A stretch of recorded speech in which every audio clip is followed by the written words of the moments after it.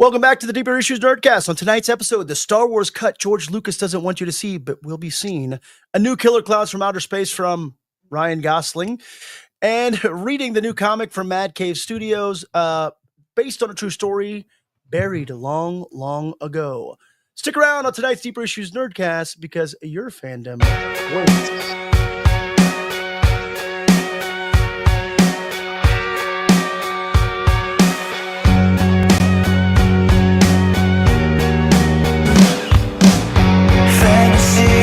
Of God, fantasies. Welcome back to the Deeper Issues Nerdcast. It is Wednesday. It is New Comic Book Day. This is the place where we think all the deep thoughts about all the shallow things until we're dead. If this is your first time joining us, we take the weekly geeky zeitgeist and make it accessible and digestible to muggles. We'll deep dive into the latest movies, TVs, gaming, comics, or whatever thing the internet nerds are fighting about now, and nerdsplain it. So no nerdy background necessary to hang out. Whether you're a total noob or a level 99 pop culture wizard, maybe you argue about Star Wars for sport, or you think a midichlorian is an energy drink, myself and panel nerdsplainers who have a PhD in pop culture in order to be your geeky guides discovering what kind of nerd you really are. So welcome to the gateway to all things nerdy, no gatekeeping allowed. Welcome to the Deeper Issues Nerdcast.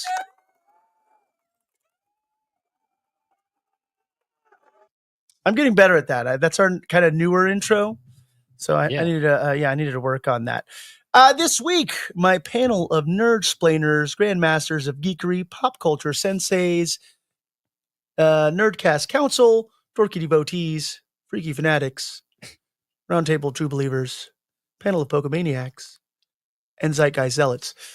To my left, I still can't think of a rhyme for this, but we all know the good ditty, and we're gonna keep saying the good ditty until Sean Combs is at his court date. Overworked and underpaid, Liv Julian King.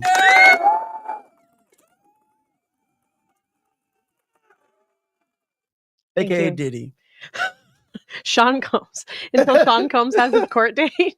The hell? Sorry, that's just until he disappears from the zeitgeist. There's nothing. I don't control these things, Olivia. Never. All right. To my right here, the right hand here at the Deeper Issues Nerdcast, the man handling all the decks, Tyler Chow. No Tommy Jeff today. Here we are, Tommy Jeffless.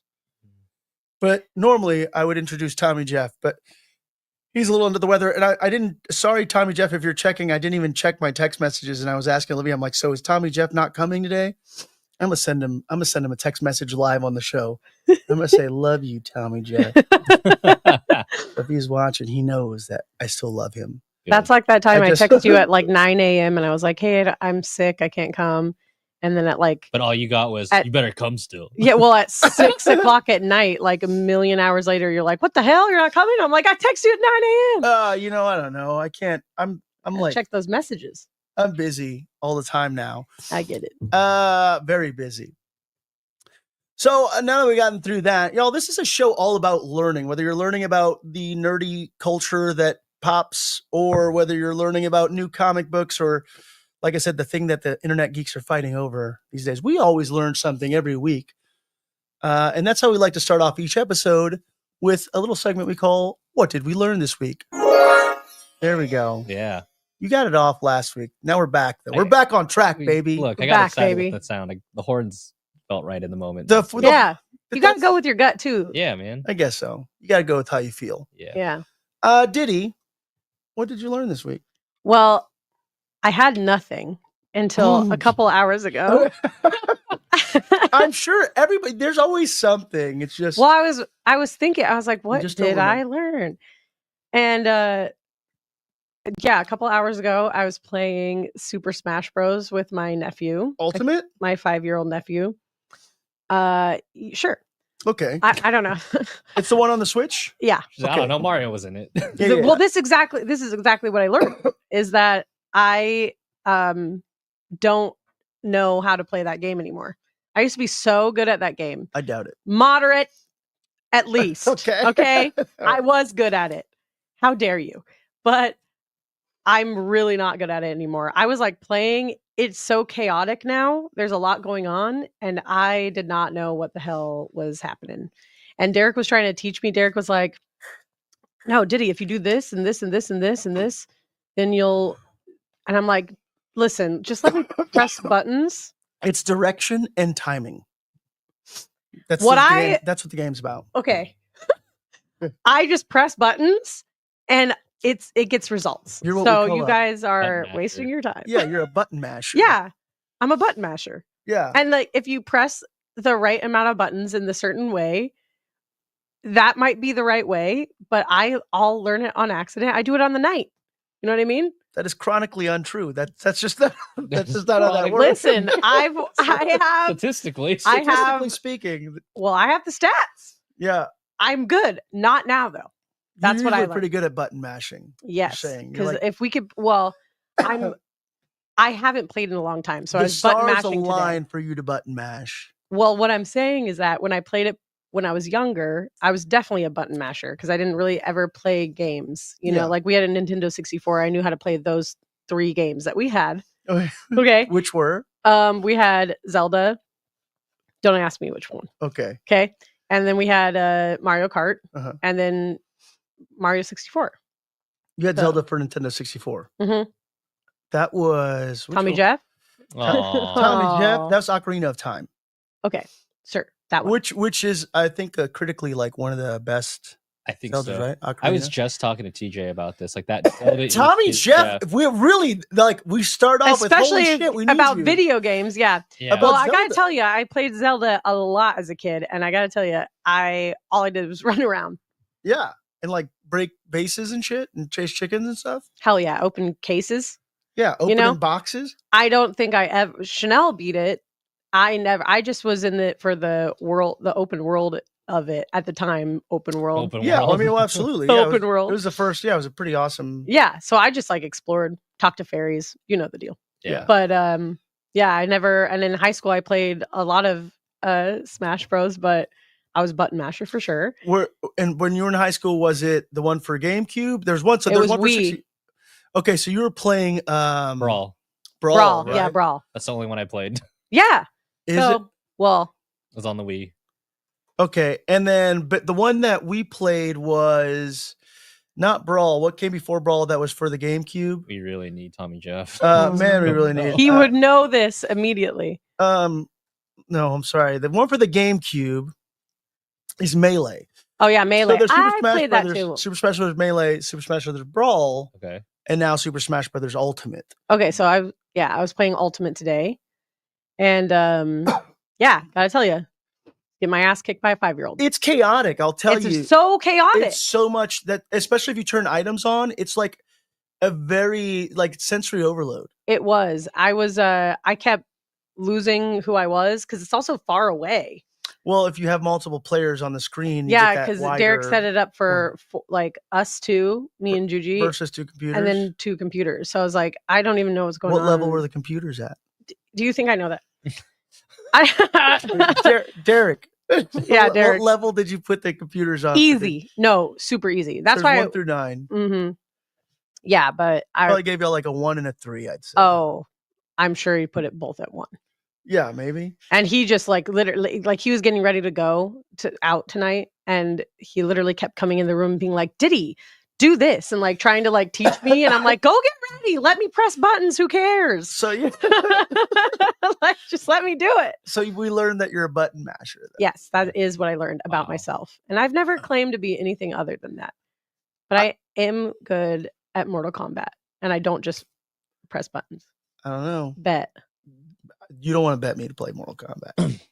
You don't want to. Hey, what? Hi, what? Come on. You don't. Come on. We played Street Fighter. You don't want. We did play Street Fighter. Actually, the only person who was able to beat me at Street Fighter was Derek. I literally beat like a group of like 3 or 4 people. Yeah, me included. And then Derek stepped in. Of course, I'm just like, how do you remember all of this stuff?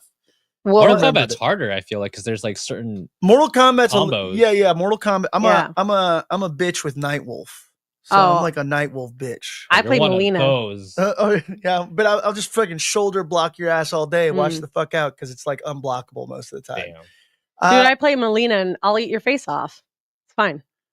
we can put this to the test. We gotta- I'll lose probably. We got a live. But let me have this. We'll record this. I don't know. It's no secret that I don't play a lot of video games. Yeah, I think. me I've stated either. this on the show. Yes. In fact, I'm just like I'm very much. Yeah, but I'm when not anti video games. I don't know. I don't know when you guys were in the zone at that arcade bar we went to. Yeah, we were in the zone at Yeah, that dude. arcade bar. Street Fighter. But I like Super Smash Brothers Ultimate. It's That's like so one of the most fun. modern games that I'll still play. Mm. However, so we did that. Ty and I go shoot for El Brujo every Thursday night at Chapman Crafted Brewery. Well, not every Thursday I night, was like, but they're every Thursday night at Chapman Crafted Brewery in Orange, California. And there's a group of guys there called Melee Friends Activate. Oh. And at like 7 o'clock, Nice. it's like a group of young dudes, and they all bring their old CRT TVs.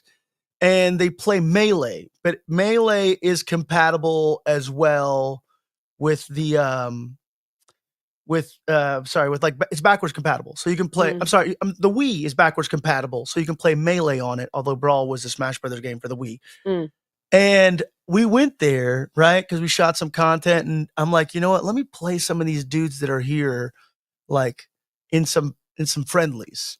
That's what they call it. Oh, you want a friendly? Yeah. Because they also do a tournament. Right. And then it's seriousies. it's Seriously? but fuck that game. It's a completely different game. Yeah. Like you can button mash on Ultimate. I feel like they kind of set that up. Melee is like So you such need to a know what you're doing. weird game of timing, and it's slowed down a little bit. Yeah. Mhm. And when we were leaving, I was like, Ty, I feel like such a fucking poser right now. Mm-hmm. I'm like, here we are. We run the Deeper Issues Nerdcast. We say nerd, we're the nerd guys.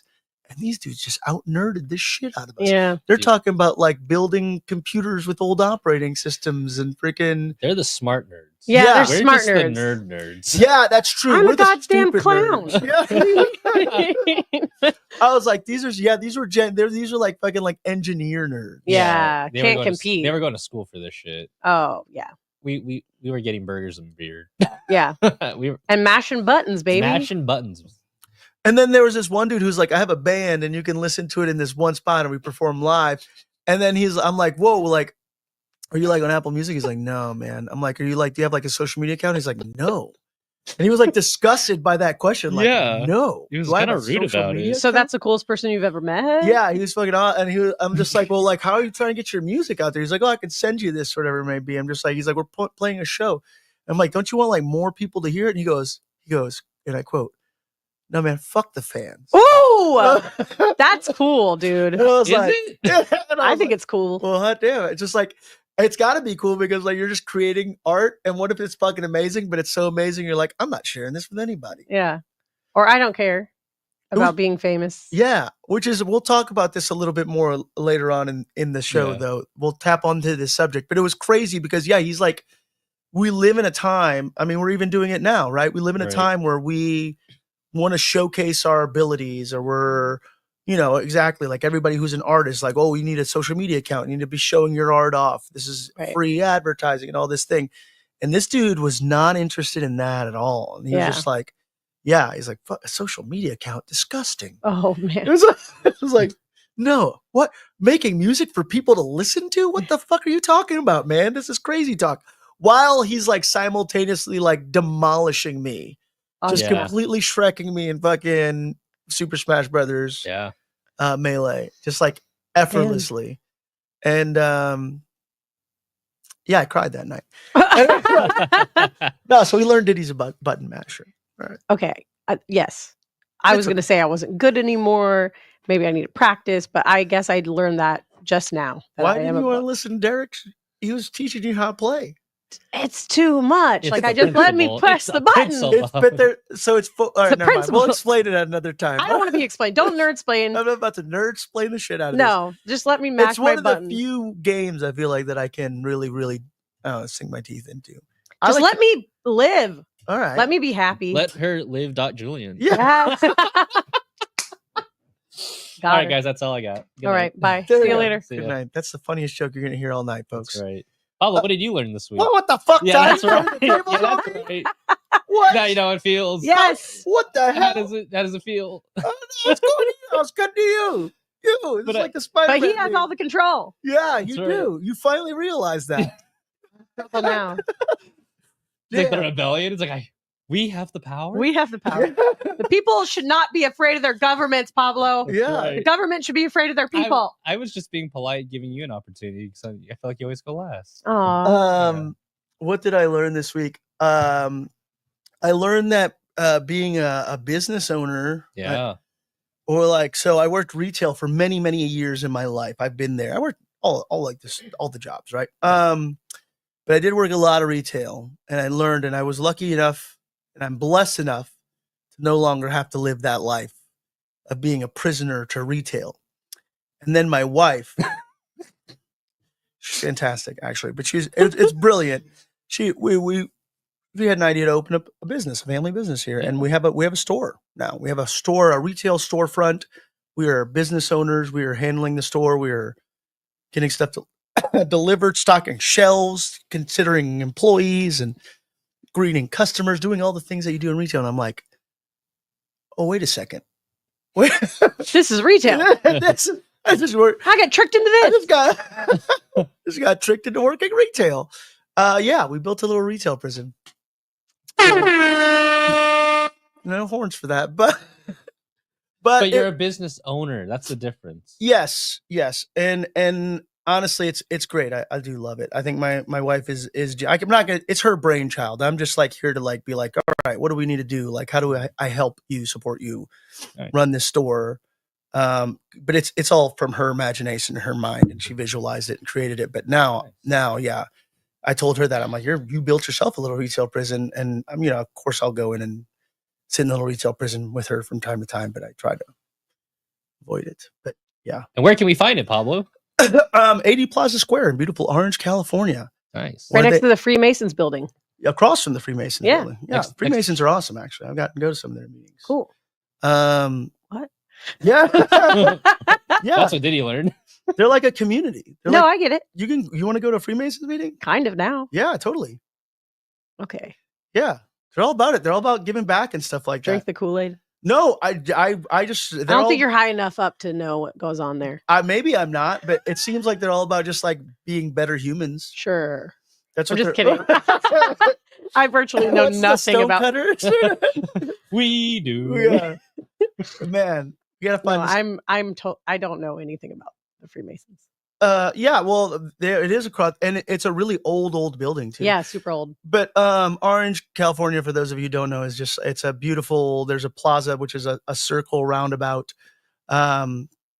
and it's where they filmed like the scenes in Small Soldiers when they were in a small town.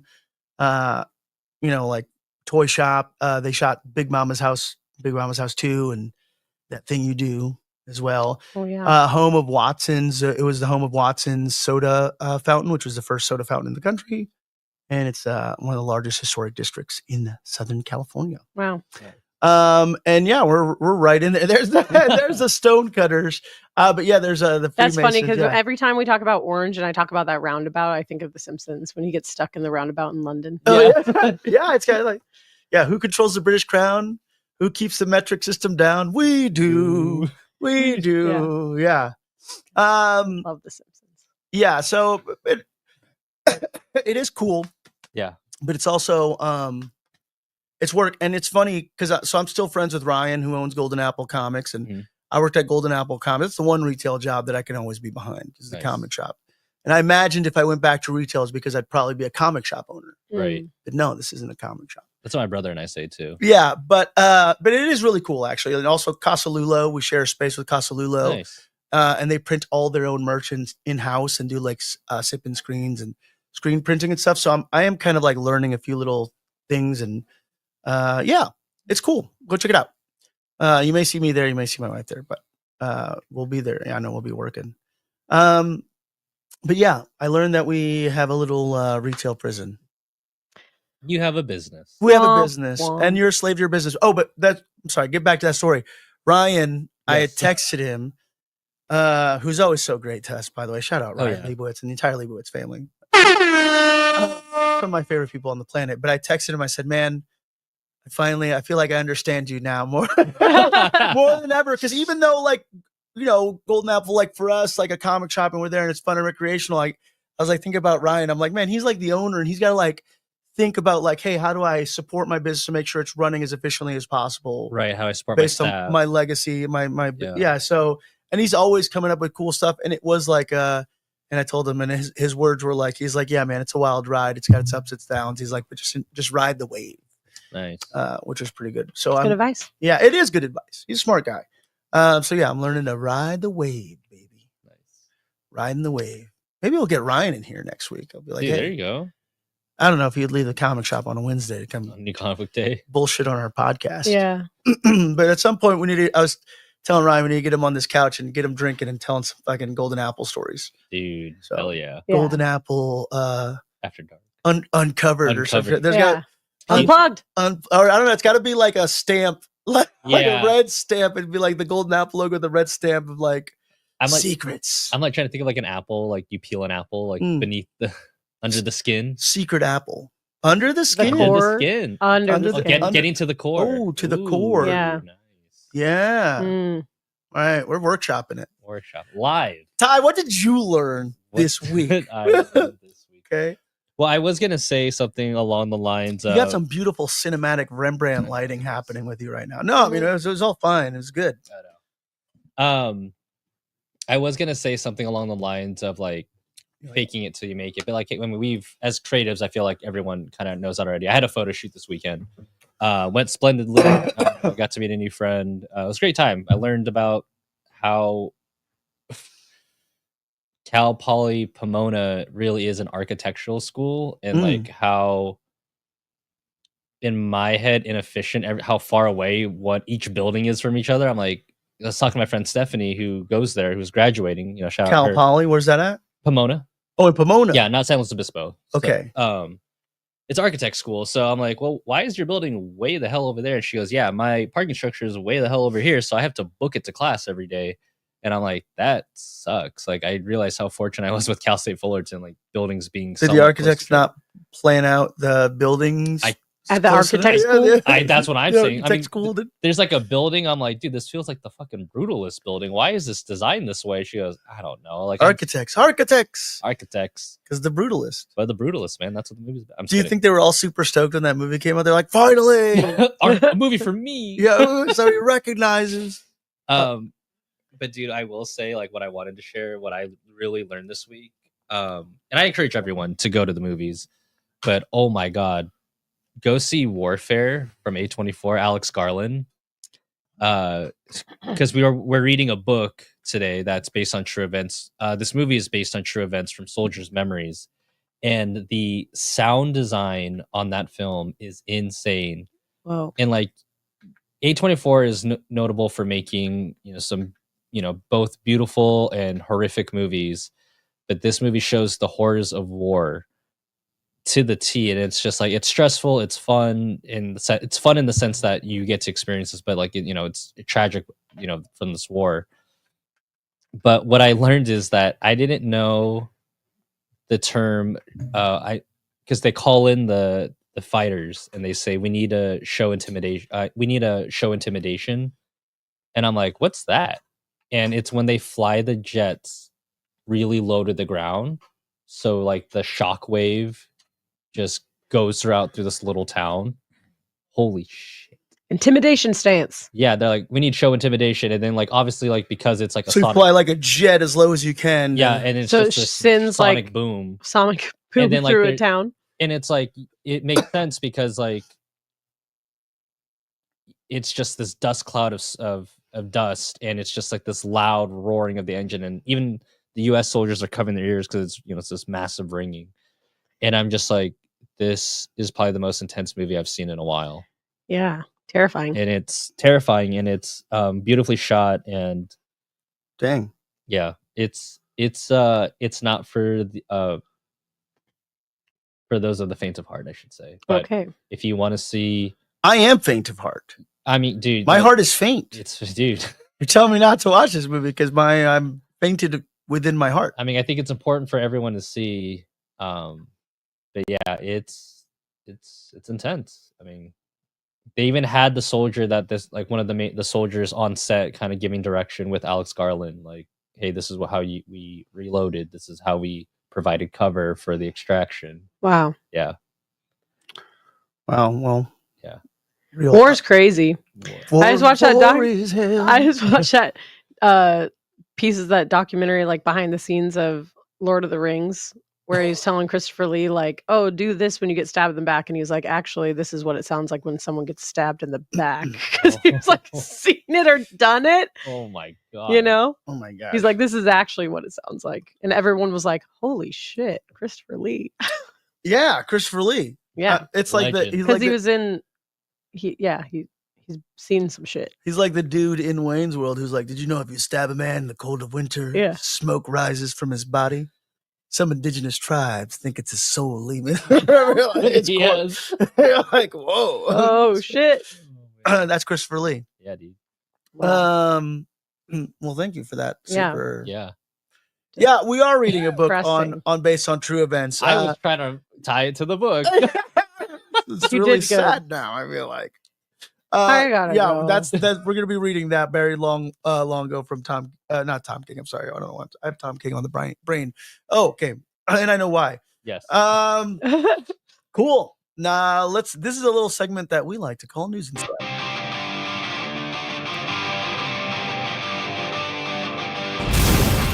Wow. We're not journalists, but we do keep our ears in the nerdy streets. We're out here in these nerdy streets, some would say. Sometimes read articles, sometimes read headlines, most of the time just the headlines. A lot of our news comes from social media. This is News and Stuff. I don't know. Yeah, that's fine. We have a save You gotta save the twinkle. Save Olivia the made an emotion just now that we should be having a twinkle. And I said, No. I just was doing three it per episode. No. I was just doing All it. right. I'm not doing nothing. Not yet, Ty. Not yet. Take your finger off the trigger. Take it easy, buddy. Take it easy. I was going to do the horns.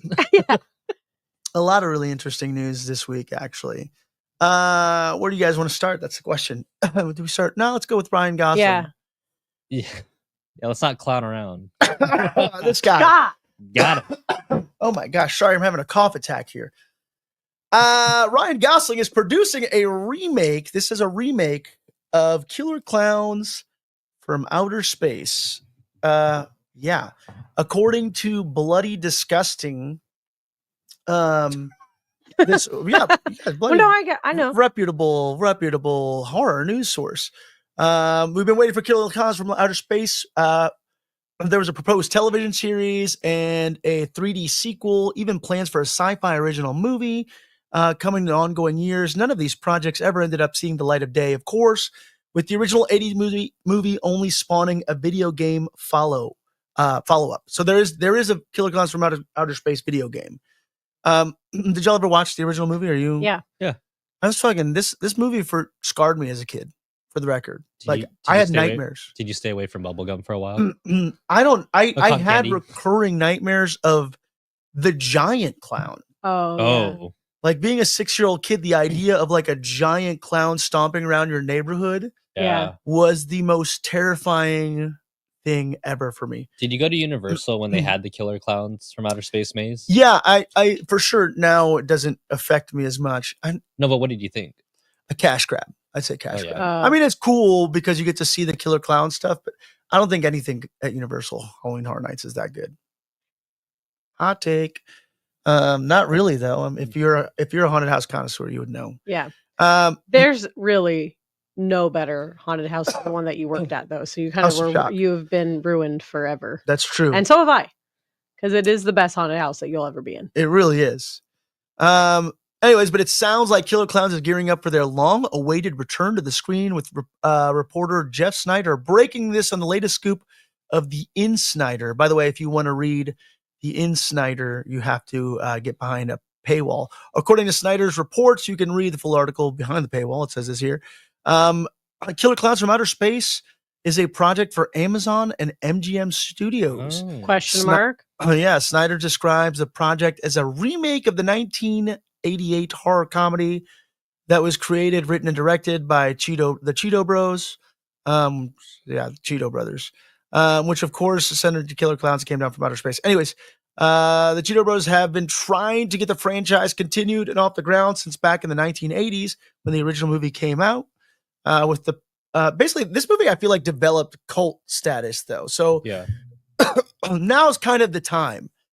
The thing I will say, they go through, there's a whole article. I'm not going to read you the whole bloody disgusting article, but Ryan Gosling apparently is producing. I don't know. There's no, you have to kind of go behind the Insider paywall there, but there's no like mention if he's going to be starring it or anything of that nature.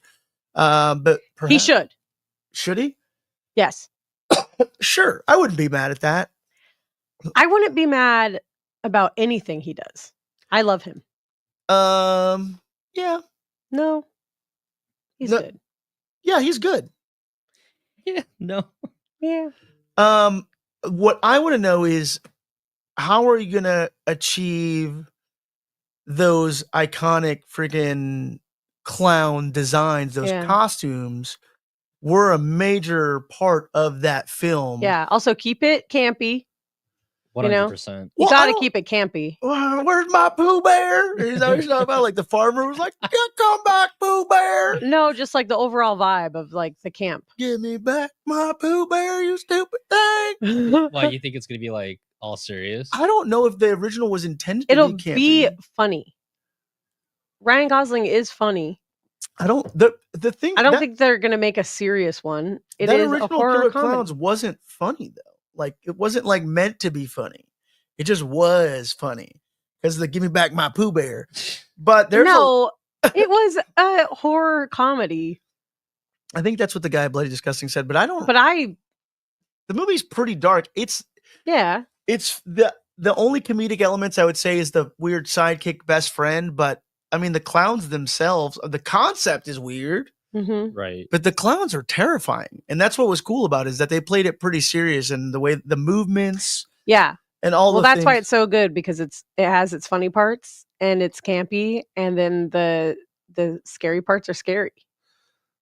I'm I trying. don't know. I was never scared by that movie. I just thought it was was a good so time. scared by it. I think if I saw it as a kid, I would be scared because I remember seeing it at, like Blockbuster and it freaked me out. But as an adult, it was fine. I watched it when I was young, really young. I'm But I don't know what. I just didn't like clowns as a kid. Yeah. I'm okay now. And you know what? I will give this movie a major credit. There's a phobia of clowns in general. Correct. But this movie, I feel like epitomized clown phobia because of the fact that the clowns were so inhuman. Yeah. And it was literally just a species of They're clown. from outer space. It gave me like Twisted Metal vibes, even though I know Sweet Tooth's not like an actual. Um, Like he's not. Pennywise is from outer space. Pennywise is also from outer space. Yeah. apparently the costumes were designed by Darcy F. Olson. And I remember there's a bunch of behind the scenes stuff that you can find of the actors learning how they have to walk because there's like stilts and a lot of like extensions. But yeah, what's the scene where, because like one of the protagonists is like a police officer and he's got like the, classic trope of like the hard ass fucking like old grizzled veteran that he works with, or I don't know if he's like his superior or whatever. And there's like a scene where like one of the clowns like shoves his hand in the guy's back and he's got like the droplets of blood to create the ventriloquist dummy effect or whatever. And that scene, yeah, I saw that movie way too young. Me too. I think I was. I was 6 when I saw it. I that's think. really that's really young. We're like 5, which now I think of my kids and like watching that. Yeah, showing them killer clowns from outer space has got to be the worst thing ever. Oh my god.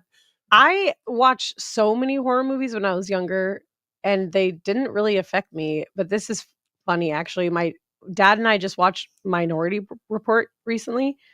And I remember being so scared of that movie. It was weird with the precogs. Yeah. Like in the water, being like, oh. Yeah. And like Yeah. seeing murder and the eyeball scene that's kind of like. Oh, yeah, he's got to replace his eyeballs. Yeah.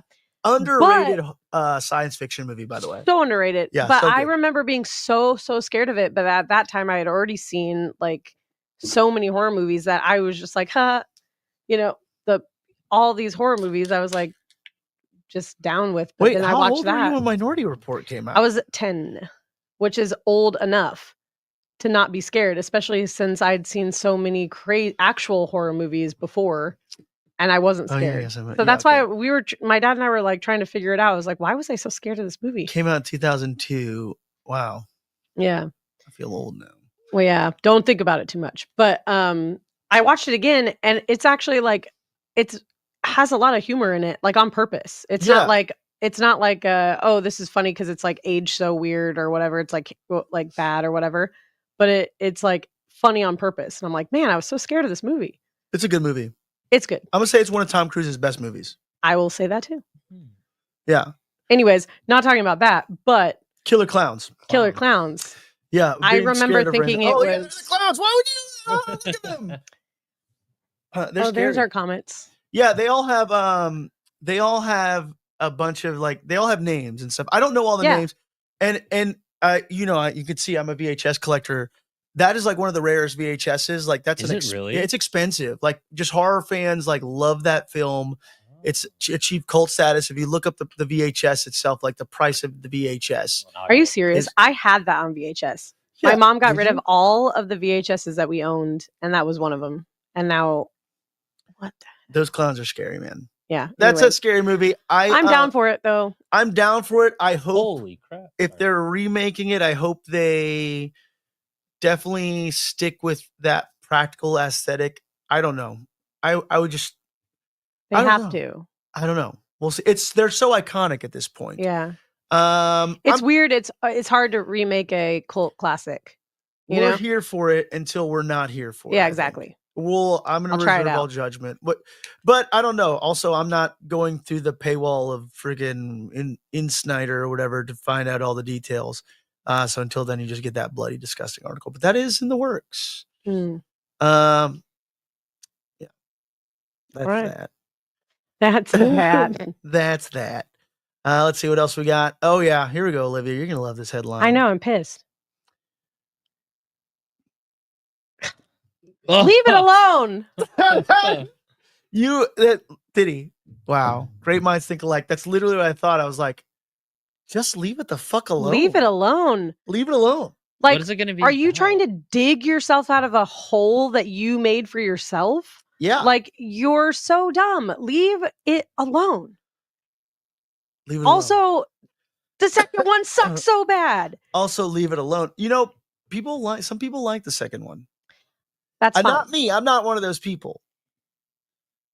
Yes. But people did. I know people liked it. I didn't. And also, there's way too much Jeffrey Jones in it for me. Yeah. It's like, you're trying to get that guy paid. Yeah. It gave me a bad. He did get paid. Bad feeling in my. Yeah. It's like, he was literally trying to get him paid. Like he gave him every opportunity. That movie was more about him than anybody else. You may want to check. It was centered around him. You may want to check Letterboxd.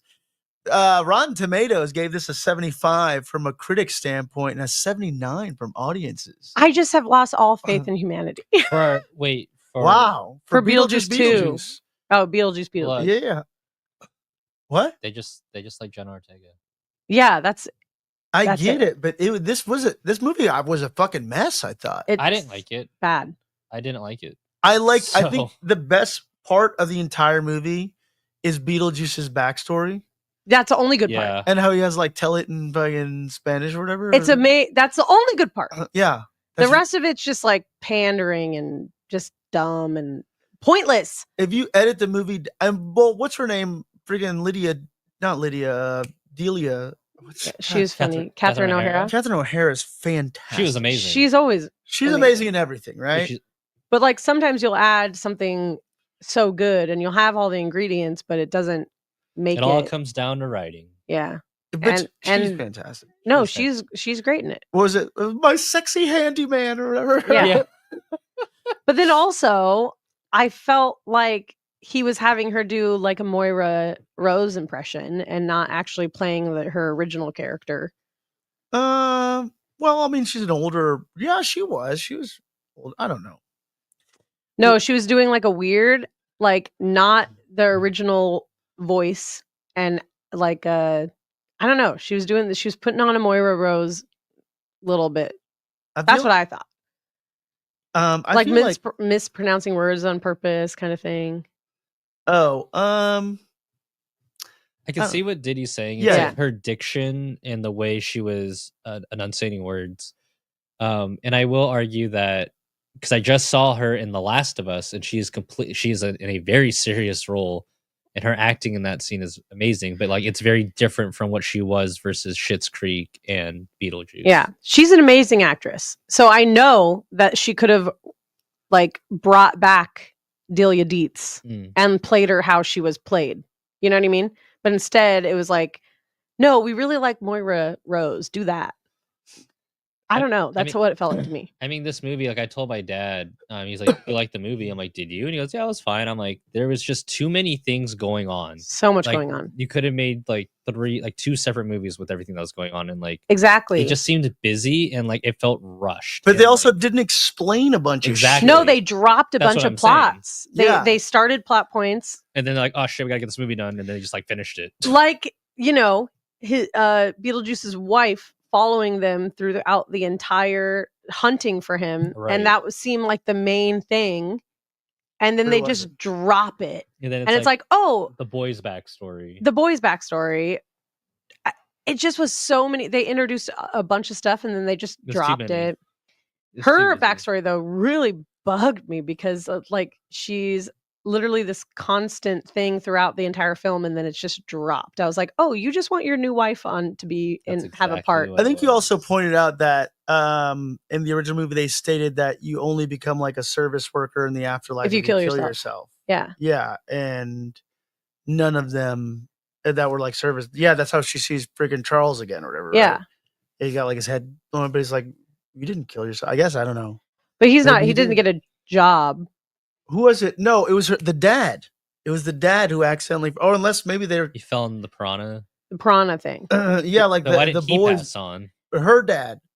Oh, Why is- her dad. Why is he a service Yeah, worker? he's a We don't service know. worker. Yes. Like Jenna Ortega's dad. He's like a Yes. service worker, and it's like, oh, did he kill himself? Because I thought he was eaten by piranhas. Why is he work in? Actually, now that I'm thinking about it, did he jump into that piranha? Into the piranha? because he's married to Winona Ryder. Yeah, did she drive Got him to killing himself via piranhas? Yeah, I don't know. The movie was a mess. I didn't like it. Well, and it I'm like, made you're a gonna make the shitload of third money. one. Yeah, that's why it's just about money. It made half a it's like- billion worldwide with only a $99 million budget. Yeah. Tim Burton It's 1,000% lost it for about me a while ago. So I used to like love his stuff, but He's I just making think- an alien movie. is he? Yes. Dumbo. I know you told me to watch it.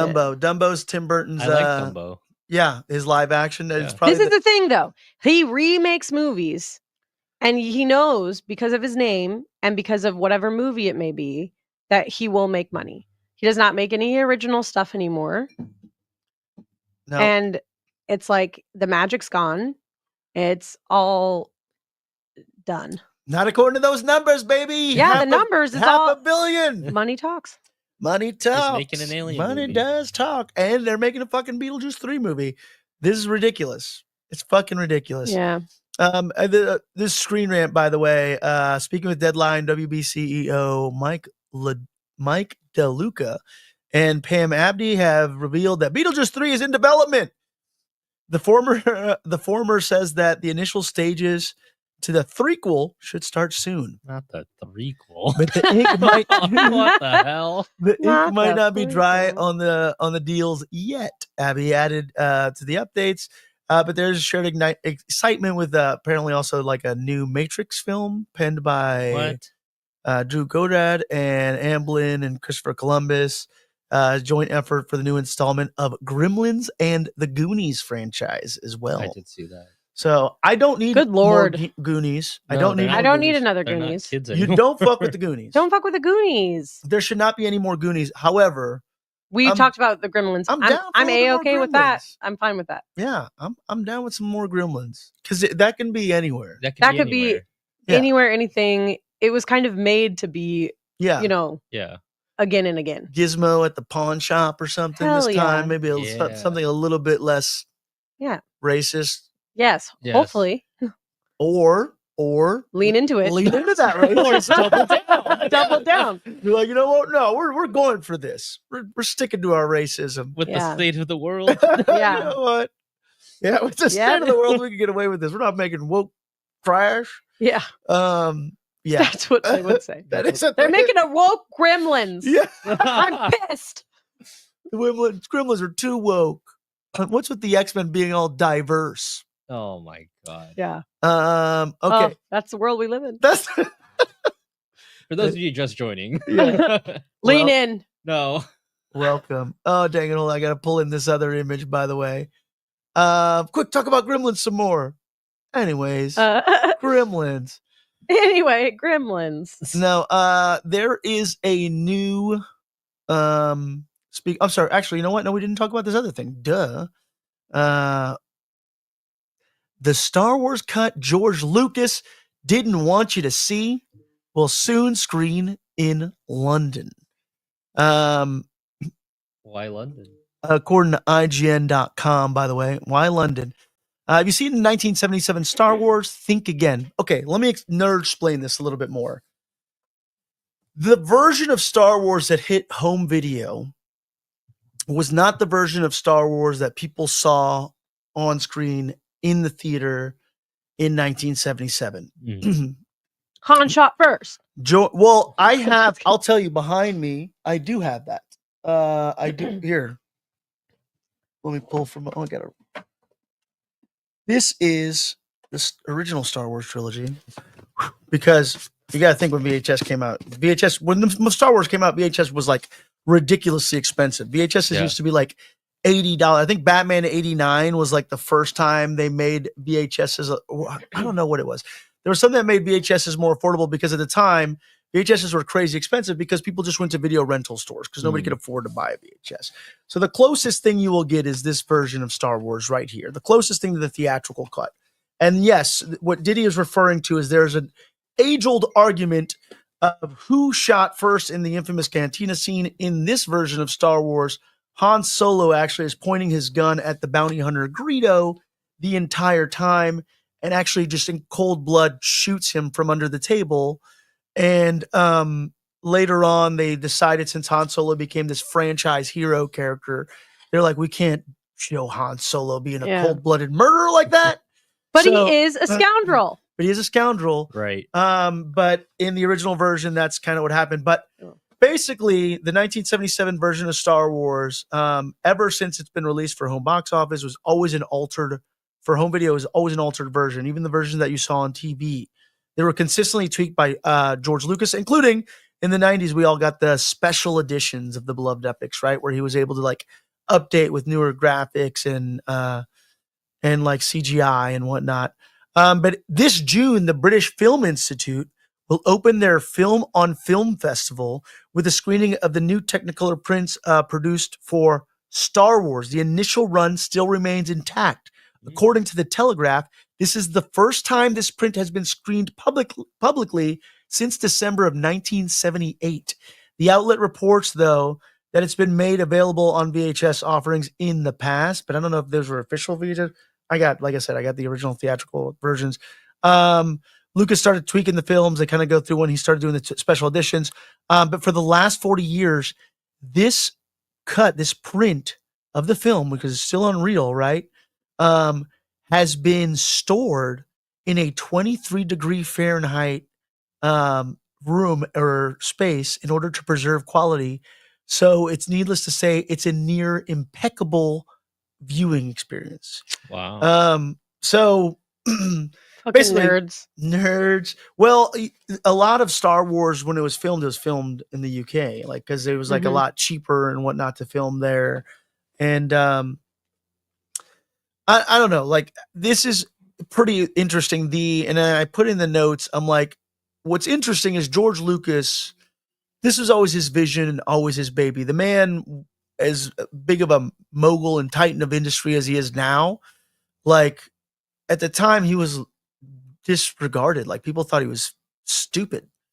Like, nobody thought Star Wars was going to be good or successful, including his own production crew. He was consistently undermined.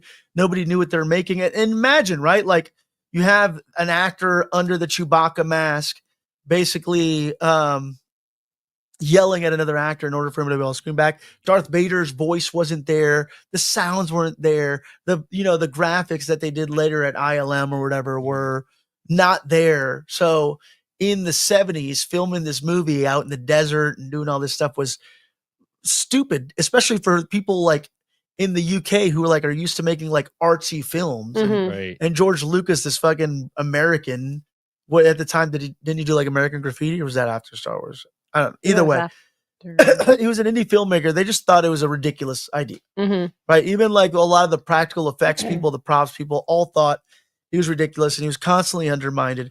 And this was his project, and this was his baby, and he had that vision. So much so that he was the only person to gain the toy rights for it, which nobody had the foresight to be like, oh, well, sure, you want the toy rights? Okay, you fucking jabroni, right? They signed that right over, which is like, he knew.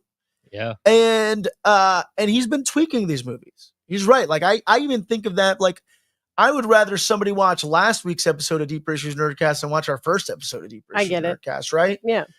When does art no longer belong to the artist?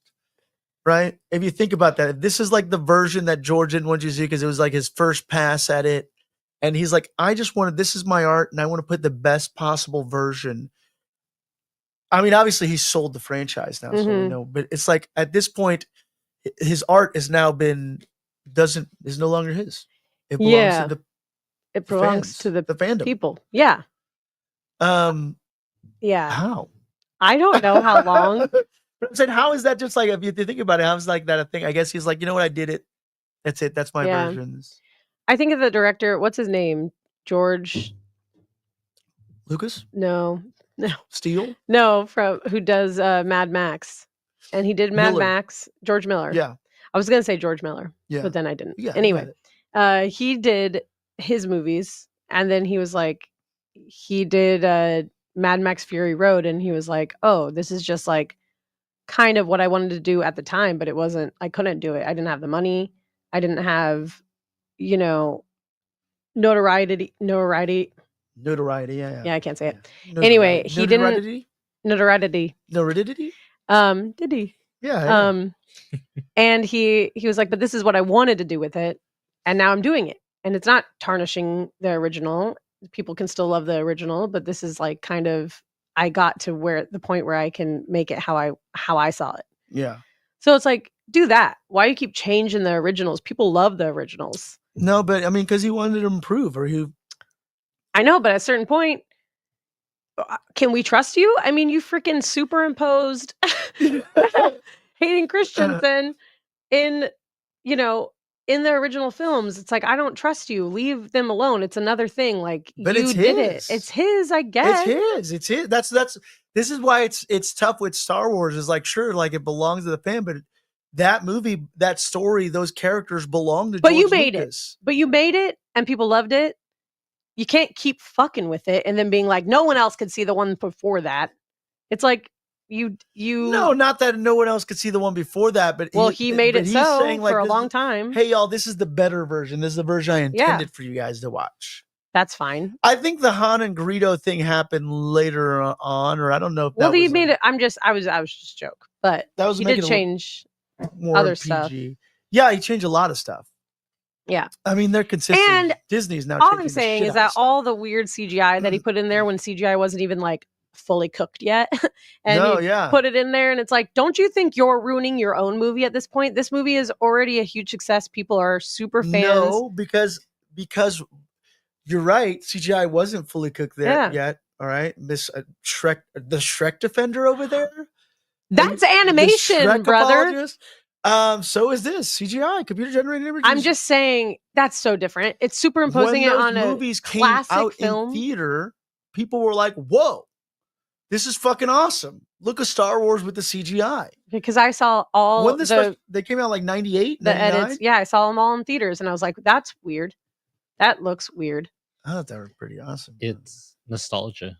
That's what people want. No, I know. I'm saying when I watched them in theaters I saw them all in theaters again when he re-released them, and I thought, oh, added all this weird computer nonsense. I know. I was gonna say something. About the What? what's Han Solo's favorite pasta? Yeah, fuck yeah, baked ziti. That's a I'll good one. agree with that. That's funny. It's got to be the baked ziti with the cut up little Italian sausage with the little piece of basil underneath Yeah. the pasta. Hell yeah. That's Camilla's ziti. Yeah. Anyway, anyways, yeah, I say he's a ziti guy. What kind of pasta do you think Han Solo? I don't think he would eat spaghetti because it'd be too much like sucking up little skinny penises. So it's too yeah. I feel like Han Solo's more about What? You've forever changed what spaghetti is. What's there's speaking of Ryan Gosling, there's this Ryan Gosling movie or whatever where he's with Steve Carell where he's talking about he's like men don't drink it with straws or whatever like that. He's like it's like sucking on a tiny penis. Yeah. Yeah. But Same spaghetti. Yeah. It's like Different. why you have to eat your banana in pieces, right? Can't how do you eat bananas, Ty? But ziti is just thicker ones. Yeah, but you're not slurping it. Oh. You're not slurping it up, so it's not a Who's long slurping? item You for ju- extended. You twirl it on the fork and put it in your mouth. I don't understand. It slurps, bro. It Come on. slurps. It slurps. He's eating lasagna. Let's be real. He's eating lasagna. It's true. Yeah. Well, ziti is lasagna. It is lasagna. It's just noodle form Just noodle instead of form long, lasagna. flat noodle All form. pasta the same. It's just sauce and noodles. Anyways, I think this is cool because I would love to see the original print and like experience what those fans. You going to London then? So I'll say, when's that flight? Right? I don't know, guys. Sponsored by Deeper Issues Nerdcast. This know. is the Pablo's taking us to London. Damn. I just no, we're That too retail fucking, prisoner money. The British would hate us. I've been to London. Yeah, but I'm saying like they're not Deeper Issues Nerdcast people. They would be like these fucking American podcasters. Oh. But yeah, the Film on Film Festival is basically where that. Yeah. Who knows? I imagine there's going to be a lot of big money Star Wars fans there. They're going to be like, Oh. Yeah. we've got these seats, motherfuckers. Yeah. 100%. You can just do a This is for us common folk. WrestleMania thing and show up day before and With get no your tickets. I don't think that's how it works. Maybe it's how it works. I don't know. I haven't tried. Yeah. I guess we'll find out. Yeah, I'll be like, I'll just go. I'm just gonna go and see if I can get tickets last minute Yeah. to the Star Wars screening. Just throw a fit. Just be like, do you know who I am? Yeah, And then they'll be Look like, at my oh, this sticker." fucking dumb American. yeah. You can sit in the aisle. with the rest And of then the they won't trash. like you. They're gonna be like, oh, well, what's all these stand? What's all this? Yeah, don't do that. What's all? With the teeth, not the teeth. Ty cut away Not from the my bottom underbite. teeth. Ty's like, I'm cutting away from this. Can't show that British underbite. That's right. Right here, old man. Constantly trying to get us That's what I'm canceled. gonna do. I'll be like, excuse me, old spawn. Oh. Please let me into this screen. Old man. Oh, I don't know, something like that. security. Security. Mate. Oh. Look, I had all this time. Ty, come on. You timing Mr. Star Wars guy, you have nothing to say about this? What? Are you not- I just kind of, I don't want to interrupt. About the British? Interrupt. No, I'm stoked about it. Okay. I mean, oh, I did Tommy Jeff's camera. You wanna Well, go? You wanna Wait, go? why- Do you wanna go to the Star Wars screening? Yeah, if I had the money, Let's absolutely. go to London, baby. You know what's funny is that I think is my camera. I don't know. I'm looking at the stream right there. I feel like this is like I'm not. You're a little Stick off on- center because of the graphic that pulled up. Oh, okay, cool. But yeah, like you're like, okay, cool. I'm just going right off. Yeah, right. I got- Just recenter yourself. Scoot your chair. Scooch, No. get a little scoochy scooch. No, I'm pretty stoked about it. I mean, I feel like there's a lot of Star Wars news right now because the Star Wars Celebration Japan's also happening. Mm. Angie in the chat saying, let's go to London. Yeah, let's go. Matt Maid, hello, sir. Like Star Wars just announced a new like role-playing game, a book. So like, you know, to hear about this is really cool. I'm also not like that diehard of a fan. Where I What need the to fuck? shit- Yes, you are. What you That- are that I'm- always the let me dude finish. talking Star Let Wars me on this finish. show, dude. Let me finish. I never talk. So I thought you would be He's excited. not a purist. I'm not a purist where I'm gonna go fly to another country to go watch something. This is cinema. This is classic cinema right here. That's great. I'm sure Cinema history. I'm sure people will throw a big enough a fit where they'll They'll have come it here. streaming somewhere, It's gonna be us, or it's gonna be an event. Well, I don't care. I have it on VHS here. That's what I'm saying. I'll just come over to your house. Yeah. I don't need to. So fly to nothing's London. different than the one they're releasing than the one that you have. No, there is for the theatrical Oh. version versus the version that ended up on VHS hasn't even been tweaked. Mm. I've other if I go to London, if I go to the UK, I got other plans than watch a Star Wars movie. If I just happened to be there, yes, I would absolutely go. But I'm not gonna. He's make going a to kill trip. someone. You're not gonna make a trip to go see, dude. It was What do you stored mean in make a trip to Make a go see a Star Wars? It was. Why would you? This is like.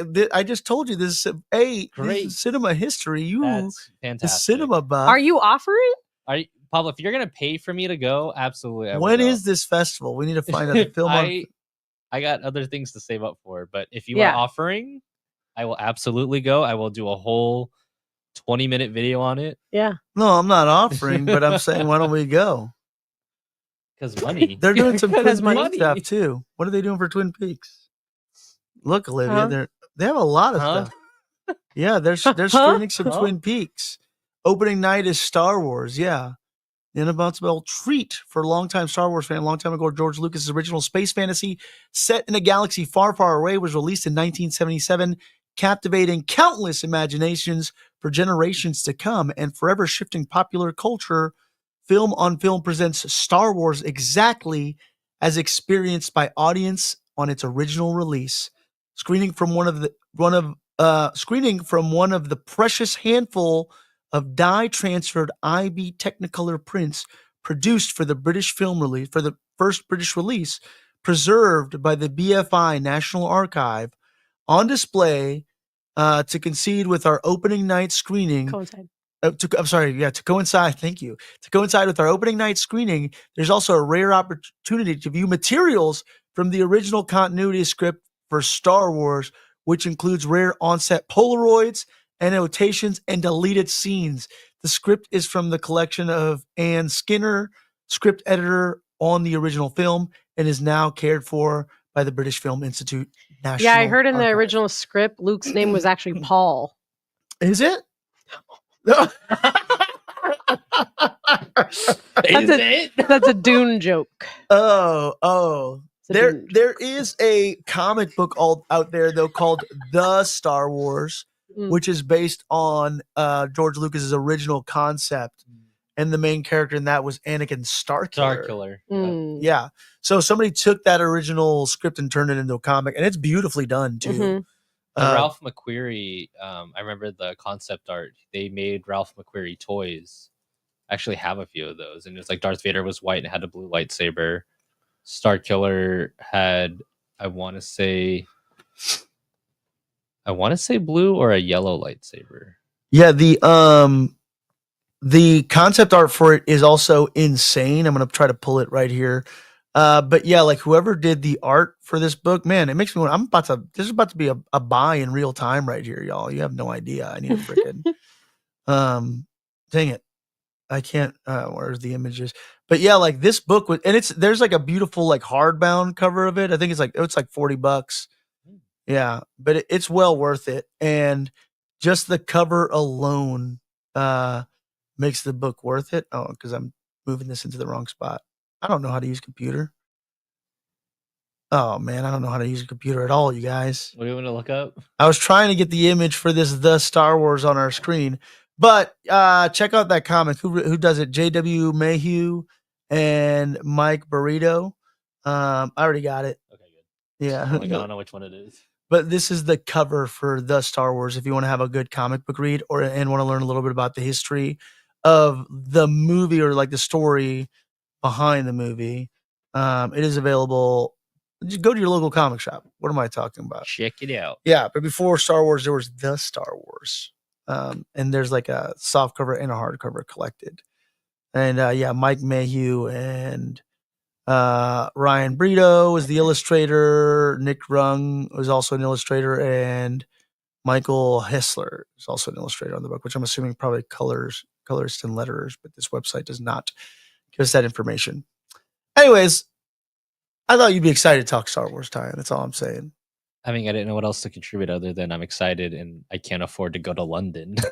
Whatever. Fair enough. I mean, whatever, man. like they were like, Hey, BFI, what's up? What's up? Fly us out. Come You on. cowards. Cowards, just commit already. Shit or get off the pot, okay? Stop yanking our chain over here. Let's see. Other news. Last bit of news, or I think there's some other little things. What I sent you?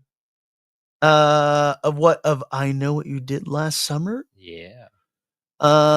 Julie and Ray return in a new I Know What You Did Last Summer film. Let's see. Did you put an article here below this? Yes, you did. Oh, from Fangoria. Hell yeah. I just subscribed to them. My issues should be coming in. I love Fangoria. Jennifer Caton Robinson's new take on the slasher classic hits theaters in July. I Know What You Did Last Summer reboots slasher. This is a soft reboot though, right? Into like a, what do they call it? What was the term that they said in Screen? It's like I know what you're talking about.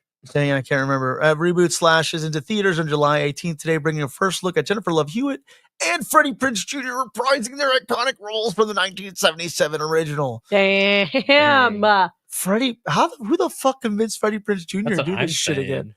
I love it. Thank you, Freddie Prinze I love Jr. it. I just, what made him like, you know what? Fuck it, I'll come back. Fuck you know who yeah. have a lot to say about Star Wars? Freddie Prinze Jr. I love Freddie Yeah. Prinze I love Jr. him too. He's also a huge wrestling nerd. Yeah, Is he really? yeah, he is. Yeah, he used to be a writer for WWE, dude. I didn't know that. Yeah. Freddie Prinze, he's like a historian.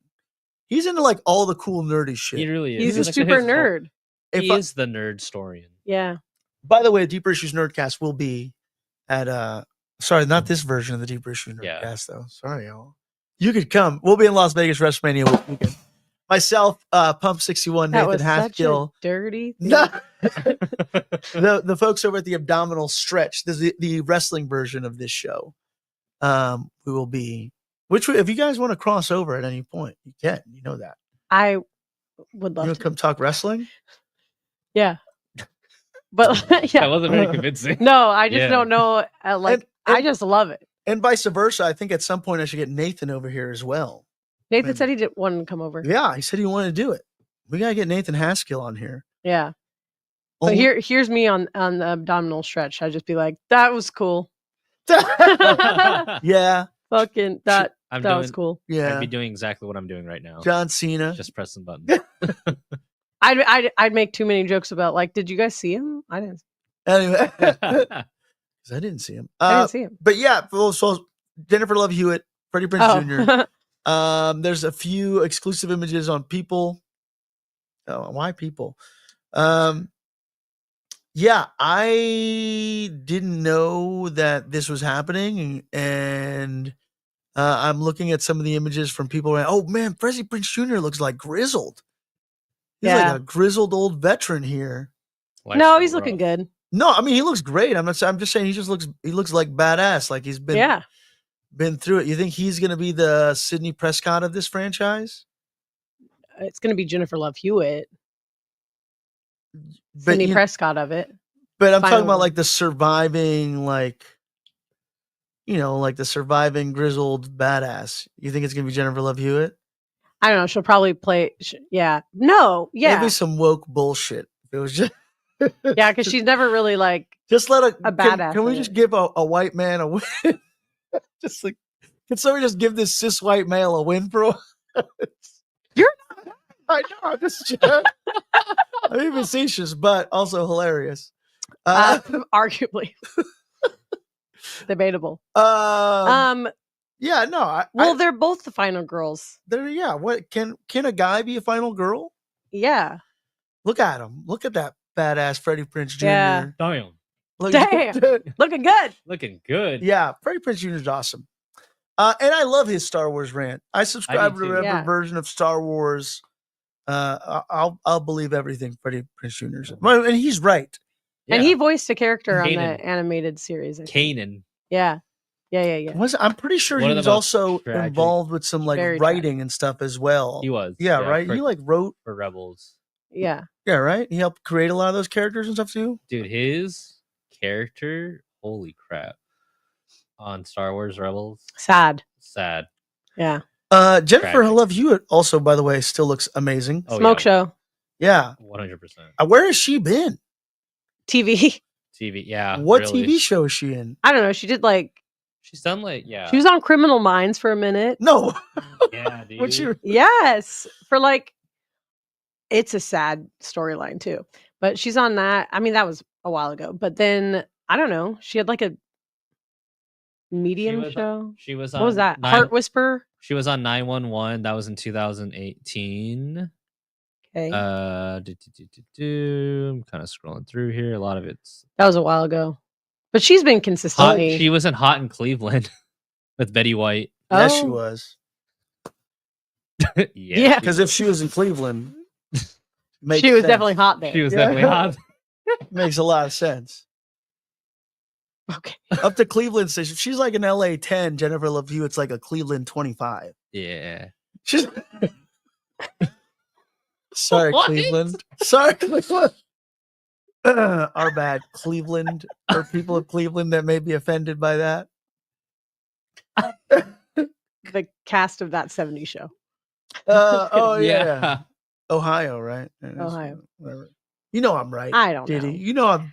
I've never been there. Not a single cap to be found in that statement there. I don't know. The Lost Valentine in 2011. Yikes. The last Valentine? Yeah. So Oh Oh, yeah. the Lost. Oh, the lost. so Valentine. 2018 was the last. That's what Google is showing me. I should probably go on IMDb. So Well- she took a break. I'm glad she's back to this franchise. I think Yeah. it's really good. What are you waiting for? I want to. You know what I want is I want a. Apparently that scene was improv. Did you know that? Yes. That scene was like somebody won a There's competition. a kid. Yeah, there's a kid that won like a competition where they come and like help direct for one day, and they were like, "What do you want to happen in this part of the movie or whatever?" And exactly Spin what it said. He's like, around. "I want to run around in circles saying, what are you waiting for?" And they did, and that's like probably one of the most recognizable shots of the film. Right. Mhm. I saw that interview. She was like, "Are you kidding me? You want me to spin around?" And all right, yes. And look, you're right. It's like one of the most iconic scenes. Yeah. in, It like, is a little horror. silly. It's silly, but Now it's it makes fun. sense. They a kid parody did it in scary In movies. Scary too, Movie, yeah. right? Anna Faris. Anna Faris. What are you waiting for? She gets hit by the car. Yeah. I want to see. You know what I want to Chef's see? kiss. If Jennifer Love Hewitt's back in action, I want to see. Can't Uh, hardly wait too. Fuck yeah! And I want what? to see that. So Sick. I want to see like a can't hardly wait like high school reunion. Is that film. what you were gonna say? 1,000%? Yeah. Yes. I am so on board with that. I thought You you know were- what? Seth Green come Studios- back. Y'all are making sequels to some of the shit that shouldn't have sequels, like Beetlejuice. We want to see where these guys are now. Yeah, where is everybody from Can't Hard? Oh my gosh. God. That movie's so good. I, Was You it? never seen it? I was just gonna say Garfield. Oh, is she in Garfield Yeah, apparently. Oh my gosh. with Bill Murray? Yeah. That I never seen it. I didn't watch all of it, but I'm just looking at Yeah. her list. Welcome back, Jennifer Love Hewitt. Yeah. Sister Act 2. Was She in that? She was Margaret. Wow. Okay. Look at that. Look at that. Can't hardly wait. Can't Two. hardly wait to. Start writing it, Pablo. Should I write? Let's write it, Diddy. Okay. Let's Boom. make it happen. It's happening live. We're gonna give you guys a little bit of details of our fan script. We're gonna write a fan script for Can't Hardly Wait, some fanfic of Can't Hardly Is Wait. Barry 2. Manilow still alive? I don't know. Skip it. I know. Stump it. Yeah, I don't know. Is he still alive? I don't know. But all the actors for the most part, Continued he is acting. still alive. Yeah, Oh, he's really? 81 years old. He looks great. Yeah. Good on you, Barry Manilow. He looks great for his age, for 81. Dude, Apparently still performing. Jennifer Love Hewitt was Medusa in the Disney's Hercules TV show. What? She Oh. was Medusa. Apparently, there was a Hercules TV show from Yeah. 1998 to 1999. I remember that. I had no. It was like young Hercules. Oh, It was like a young. It was Yeah, like, he's like a little scrawny version of himself. scrawny yeah, Hercules. yeah. He's still wearing like You the never white seen it? toga. no. Disney Channel, baby. It was. I mean, I was alive during that time, but I was little. Are we moving on to today's haul? Yeah. Do we have any more news and stuff? Ty, did you want to talk about any of this? Do I want to talk about what? Anything else? We have other things in there. I just don't know what they're about. Oh, and the notes. I've been like, oh, there's a new Stephen King movie. Oh yeah, I mean, I guess The Life of Chuck. The Life of Chuck, star-studded cast. Tom Hiddleston. Yeah. Speaking of Star Wars, Mark Hamill. Mark Hamill's in that Mamma Jamma. Karen Gillian. Oh, Karen Gillian. Oh yeah. Amy Pond. Yeah. Matthew Lillard. Yes, that's right. You had me at Matthew Lillard. The trailer is the last name you said. Yeah, well, yeah. True. I wasn't here for. I wasn't here. Hot take. Unpopular opinion. I can pass on Tom Hiddleston. Yeah, Gasp. I can say that. I'm sorry. Tom Hiddleston taking. I get it. I get the appeal for a lot of people, and like based on how he's cast and things, but just meh. Wow, not my jam. Man, I love him. Was more of a Smuckers guy. That's your jam. Cool. Oh my god. Again. That's your jam. Cool. I'm not hating on him, but just for me, like Tom Hiddleston's like, all right, whatever. I'm not going to see a movie for him. Oh, okay. Maybe this movie will change your mind. Maybe so. I doubt it. With this other star. I doubt it. Going for Matthew Lillard. I've seen it, but Matthew Lillard, yeah. Yeah, Mark Hamill. Mark Hamill, yeah. That's fine. But I mean, what can you tell me what has Tom Hiddleston been extraordinary in? Don't say Loki. Crimson Peak.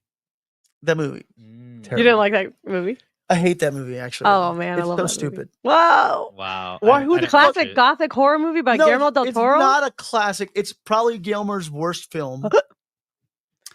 I'll tell you though, interesting fact about it is actually a love letter to the Haunted Mansion. It was his version of the Haunted Mansion. Mm-hmm. It was his movie for the Haunted Mansion that was going to get made by Disney, but it was too dark. And then later they were just like, well, we're going to make it anyways. We're just going to call it. And add incest. Maybe the Disney version had incest. Maybe. It was I loved it. Guillermo del Toro is awesome, and he uses like practical effects and layered with like CGI to make the ghost. The ghost looks sick. It was so predictable. That's what gothic horror is, though. It's like it's a story that we've heard a million times. Yeah, I don't. But who the fuck moves into a castle and they're like, oh yeah, the walls just bleed. She's stuck there now, brother. Yeah, but even him is like, yeah, there's a giant hole just there. And these walls are bleeding, but like this is our place, you know. I can't talk to you about artsy movies. Well, it's not. Yeah, it is. It's not. It's not that deep. That movie. It's not. It's not. I wouldn't. I think it's. I will easily say that's Guillermo del Toro's worst film. If you rank all of his movies, Crimson Peak is at the bottom. I disagree. Okay, so what else has Tom Hiddleston been in that's extraordinary? Because you're right, that is debatable, and it's but like tell me what. I haven't seen some of these movies, so I can't exactly listen. What? Well, have you seen them? Exactly. What are they? No, let me see. You know what? Because he's a hack. If I remember them, because he's a hack jabroni. Whoa, Tom Hiddleston. Yeah, I'm coming for you. Don't fucking another one. Tom Hiddleston. He's don't pissed. Make me fucking go all about you hate Toms. I don't hate. So, that's what it is. I don't. I like Tom Holland. What I will say, like I don't have an opinion because I haven't seen a lot of these movies. Well, he's kind of Loki. I would watch them to get a better opinion. I would actually do some research. He was in what's that? The Essex Serpent show is actually really good. I expect you. Is there anything else? I expect you to come back with some Tom Hiddleston research then. Like watch a movie? Yeah. What? Watch another Tom Hiddleston Your movie. homework is watch a movie. Watch a movie. Scroll watch up. a Tom Hiddleston movie. He's just in a bunch of fucking Marvel stuff. He's just Loki. That's really what they like. Oh, he was in that High Rise. What's High Rise? The Life of Chuck. There it is. The Life of Chuck. I am going to see. Yeah. Only Lovers Left Alive. He was it's a really good one. He was in Muppets Most Wanted. Yeah. That maybe, but he's just the Muppets make that extraordinary. But he's in TV shows too. Here. TV shows. He's in nothing. The Essex Serpent is really good. You guys, I mean, don't watch it if you're gonna shit on it. But it's very good. Brony. All right, fine, whatever. Maybe that's Hollywood not typecasting him. I mean, Yeah, I think he's a good actor. Tom Hiddleston. And Schwing. All right. He's a babe. Sure. That's what I'm saying. I get that. I get that with people. Who cares? Next. Today's haul. We go to comic shops. This is kind of like the original purpose of this show. We do talk about all the nerdy things, but we visited our local comic shop. Ty went to Comic Book Hideout. I went to Comics, Tunes, and Toys. Golden Apple had a Rob Liefeld signing today. they did. At 2:00. I'm bummed out I couldn't do that because now I'm a prisoner to, retail. Yeah. This is my own retail thing. But not a huge week, but a good week. For us anyways, we really kind of there's a lot of Marvel and DC stuff out here. We kind of just try to focus on smaller publishers, independent creators, and kind of introduce you guys to stuff that you need no prior knowledge or insight to be able to enjoy. So hopefully, if you like the book that we review today, you'll be able to confidently walk into your comic shop and be like, "Hey, I've discovered this book on the Deep Issues Nerdcast, and I really, really want to." Yeah. Speaking of that, to tie into news, Uh-huh.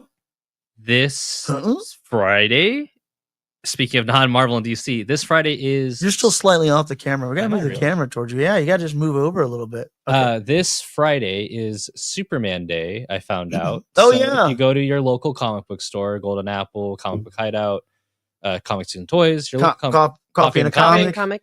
From my understanding, they have a new Superman book that was on sale today, but they are giving away a free Superman comic with the purchase of A comic. a comic.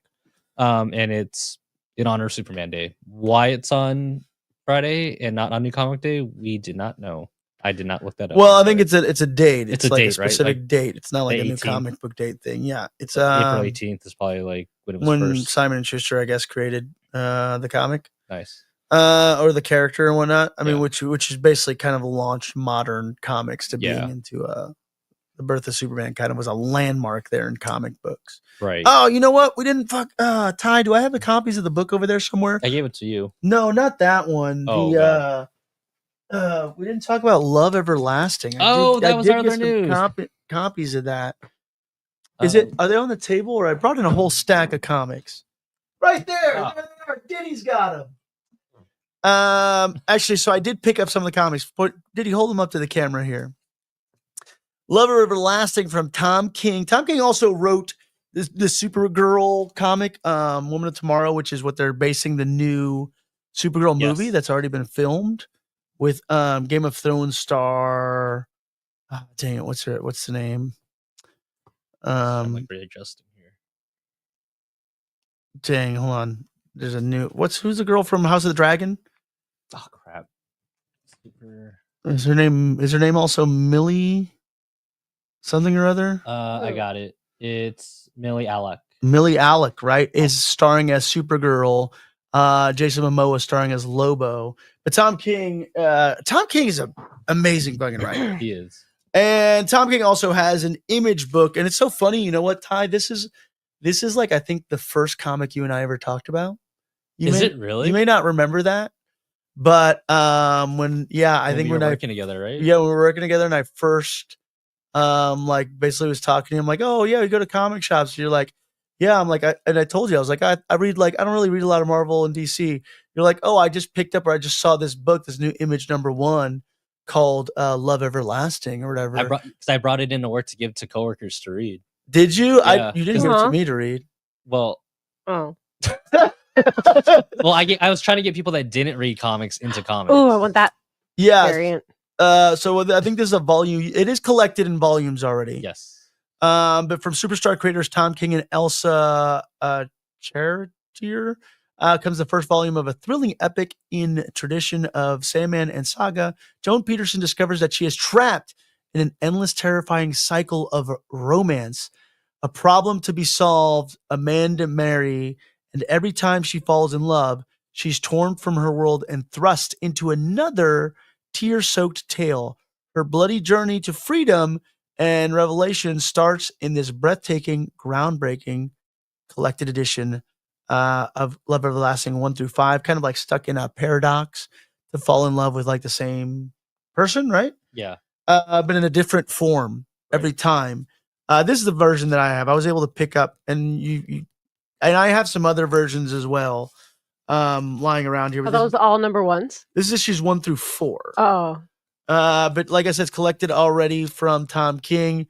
Really cool book. Let me see if I can pull up I put it in the notes. the image. Did you pull the image into the notes? Image? No, I'm but no, either way, like, so this book is also getting turned into a film from Sony. So this kind of ties into today's haul a little bit more. This is Love Everlasting Volume 1, by the way. It is getting adapted. Oh, that's not it. It is getting adapted. There we go. That's Love Everlasting Volume 1. Definitely check out the first volume, but it is getting adapted from Sony, right? And I think the headline was like Sony Falls in Love or something with Love Everlasting. Let's see. This is from Deadline.com. I think I have it. Sony Falls for Love Everlasting film package. Tom King comic has rooms Lenny. Oh my God. Okay.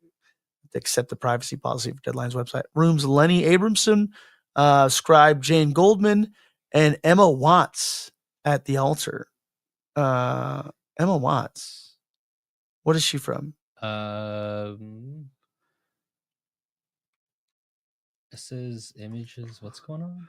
No, I'm trying to think of who Emma Watts is. Oh, I guess she's also. She's not in the movie, but I guess she's, or maybe is she at the? She's playing the character. She's an actor.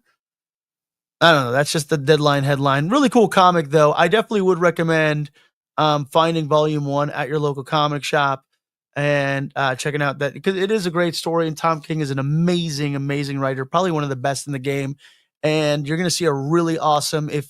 If Woman of Tomorrow is what inspired the new Supergirl film, it is going to be insane sci-fi space epic. Are you trying to hold on to those comics, Diddy? You'll get the trade paperback of those. But that variant, I think, with that's not even that. That's a cool cover. There's like, weren't there like 4 covers? There's a cover. I was trying to get it up, but it's not letting me add images because there's. Fine, I'll get the trade. If you can track them down. But I think the one with her is a bride with the gun. That's like issue like 2 or 3 or something. Yeah, issue number 1 is the one where like she's kind of being tilted back by the man and they're kissing and there's flames around them. And there's like a thought bubble, right? Correct. Yeah, that's what we talked about. You told me, you're like, oh, it's like an old school comic cover where they put like the thought bubble on the cover, and I was like, oh, that's cool. Can I open it? Yeah, I don't give a shit. If you don't give a shit, then I'm gonna take them off. Roll that shit up. Smoke it. For all out. No, don't smoke it. Just start creasing. The ink will go to your, but can't be good for you. Oh. But pretty cool comic there. I was able to find some copies at Comics TNT. Definitely track down if you can the single issues, not track down the trade paperback. I just track down the single issues because that's how we roll. That's how we roll. It's apparently going for a good amount of money because Sony picked it up. As Olivia just completely compromises the integrity of the spine. Well, this one's mine now. Yeah. I'll give you. I have like, what's funny is I probably have all the covers of issue 1 somewhere back there in that little stack in one of those little wooden things right there. But yeah, whatever. There's some good stuff in there. Other thing that we picked up. I picked this up because I don't know. It just looked. What else am I going to say? I'm a sucker for Godzilla. Like, I'm a sucker for Godzilla in comic book format. So Godzilla versus Hulk. And specifically, like, there's like a bunch of covers for this. This is a Marvel book. Right. It's just funny because they're like the same size. Right, he's the fucking Hulk, dude. If Godzilla's shooting gamma radiation and he's shooting it at the Hulk, what would happen to the Hulk? He would just grow. Dude, that's some nerdy shit right that there. Nerdy shit. Actually, if you shot his brains, his gamma. What the fuck, Pablo? I gotta go. I'm just telling y'all how it is, dude. What the fuck are y'all duh? You're like, clearly in real life, it's the gamma radiation. If the gamma radiation actually penetrated his body and is this a one shot, by the way? Let me see. I pulled this. I want to say I think they all are because last week it was Fantastic Four versus Godzilla, and then they just Yeah, announced so they're Spider-Man. just going through it. So maybe Godzilla's just having his way, running roughshod across the fucking MCU or the Well, because that's coming not out. the MCU, just Marvel.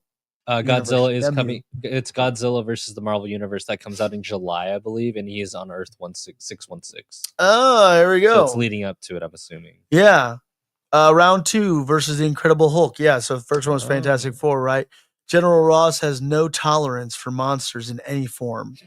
With his anti-kaiju task force, the Racist. Thunderbolts, Racist. I hate he monsters. takes down or imprison the biggest and baddest monsters in the planet. Fin Fan Foom, whoa, Dang. Mothra, Kumanga, and even Hulk. Now all that's left is the biggest hunt of all, Godzilla. But the Thunderbolts' efforts brings their last monster to heal. Maybe just results in the most destructive battle royal to ever rock the earth. It's time to figure out who's really the strongest there is. Round 2 in a 6 one-shot throwdown. So 6 one-shots. Oh, okay. Royale. Yeah, so 6 one-shots, and this is 2 battle royale. Yeah, so I guess so when's Godzilla versus the Marvel Universe come out? That's cool. Yeah. Yeah. That's cool. I'm into that. Yeah, super down. I got the Fantastic Four one too. Yeah. I Yeah, mean, you did. Yeah, I'm- you did. I'm unknowingly, I'm just like, okay, cool. Godzilla versus this person. Godzilla versus this person. It kicks off in March. So Fantastic Four #1 versus Godzilla was the first. I got it, baby. Trying to find it. 'cause Got I him. lost it. What the heck? Hey, Godzilla versus Avengers #1 will come out. next month. I'm reading. What else? What the fuck? Godzilla's just yeah. Does running- not say. He's heisting. He's Oh, the- it's the June Avengers. 18th. you know what's so funny? We didn't talk about this in news and stuff, but they were talking about like the direct sequel to Godzilla -1, Yes, they are. yeah, right? Yes, it'd be I awesome. did see that. Which how the human story is going to probably change a little bit, or I don't know. So there's rumors because, spoiler, how his partner at the end of the movie survives. Yeah, You know how they show the piece of mass growing? yeah. They're saying either she's going to be the catalyst because now she's infected to be that. I forgot the monster's name. That she's going to be the new villain. Crazy. But I doubt they're going to go that far because this movie did so well. I don't think they're going to go jump the shark that much. yeah, But it'd it would weird. be insane if they introduced that character. interesting. Yeah, that way. If they introduce them, I don't know. Like I doubt they're going to do like Mecha Godzilla. I think that's too soon. Too soon, y'all. Yeah. Too soon. I don't know. I would tell you I loved almost. That's like one of the few. I'll tell you, it's the only Godzilla movie where the human story is Right. better than the Godzilla story. Yeah. Right. 100%. And there was like a point in the movie where I was like, "Oh shit, that's right. Godzilla's showing up at some point." Like, So I'm gonna pitch. Same world. Just give me some fucking Godzilla heist. Somebody make that Godzilla heist. That'd be so dude, cool. that'd be sick. That's gonna have to be from like Legendary Studios, though. Like that Yeah. version of Godzilla. I can't be our. Please Godzilla. no. It's not gonna be our version of God. That -1 version. You know, it's no, not. yeah. it wouldn't I would be. love to see a -1 version with that. Oh, I think we all would, but I doubt Yeah. it's gonna be that. I don't want to see any of the fucking legendary Godzilla anymore. You know what they're gonna do? I've had enough of that Godzilla. They're gonna have him cross over. I guess not. What am I talking about? I go see all this. It's fucking still movie. fun. I'm such a shit talker. It's on the that. last one with Dan Stevens where he plays the vet and he like pulls. He's one coming of- back. I think he's the legendary one. He's like the. I main love character that for character. He's Monarch- like a Monarch was fucking good. cool guy. Yeah, yeah, they're all fine. He wears a Hawaiian shirt and comes down and pulls. Finn loved that movie. Man. Finn, I mean, like, I was like, cool. I can get behind this and be like, this is like safe enough, right? Yeah. And it was fun. And he has both the It's action fun. figures, and I'm Yeah. like, for like a hot like 2 or 3 months, we were just playing with those action. Yeah, And That's then, fun. and then the rest of the night, Pablo was by himself playing. Yeah, Yeah. Let me tell you, that's like with some of the action figures. I got really smart. I'm like, fuck yeah, you want these Godzilla and King Kong? Because King Kong's got like the Yeah. the arm. Yeah, My well, nephew has the same one. Yeah. dude, it's so cool. It's such a cool figure. And he's like, "Do you want to be King Kong or Godzilla?" I'm like, "I want to be King Kong." Duh. He's like, Duh. actually, son, it's my turn to play King Kong. Actually, he's hogging it. Yeah. And so okay, Dude, we got that out the way. What? I was just gonna say, Legendary's gonna ruin it. It's gonna cross over with Fast and Furious. I wouldn't hate that. Maybe that's how Fast and Furious ends. Finally, Maybe. Yeah. just Godzilla. Godzilla. Because what else decimating. can we beat besides Yeah. Godzilla? We already went to the moon. That's right. I already went to the moon. We could race some cars around Godzilla. Dude, up and down. On Like his first one to spine. get to the tail wins. Family. Families. So this is a really indie, but this is from Matt Cave Studios. Kind of I don't know how new of a publisher they may be, but they've been definitely as of late just kind of producing some hits here. Mhm. And this is actually also this book, Buried Long, Long Ago, is based on true events. By the way, from 1901 to 1908, Bella Guinness lured dozens of lonely men to her Indiana farm and savagely murdered them for their money. Because Bella managed to avoid capture and face trial, much of the story remains untold until now. This is one fairy tale retelling of her brutal crimes from the perspective of three young children who soon discover there is something far worse and far more evil than their mother on the farm. Something buried long, long ago.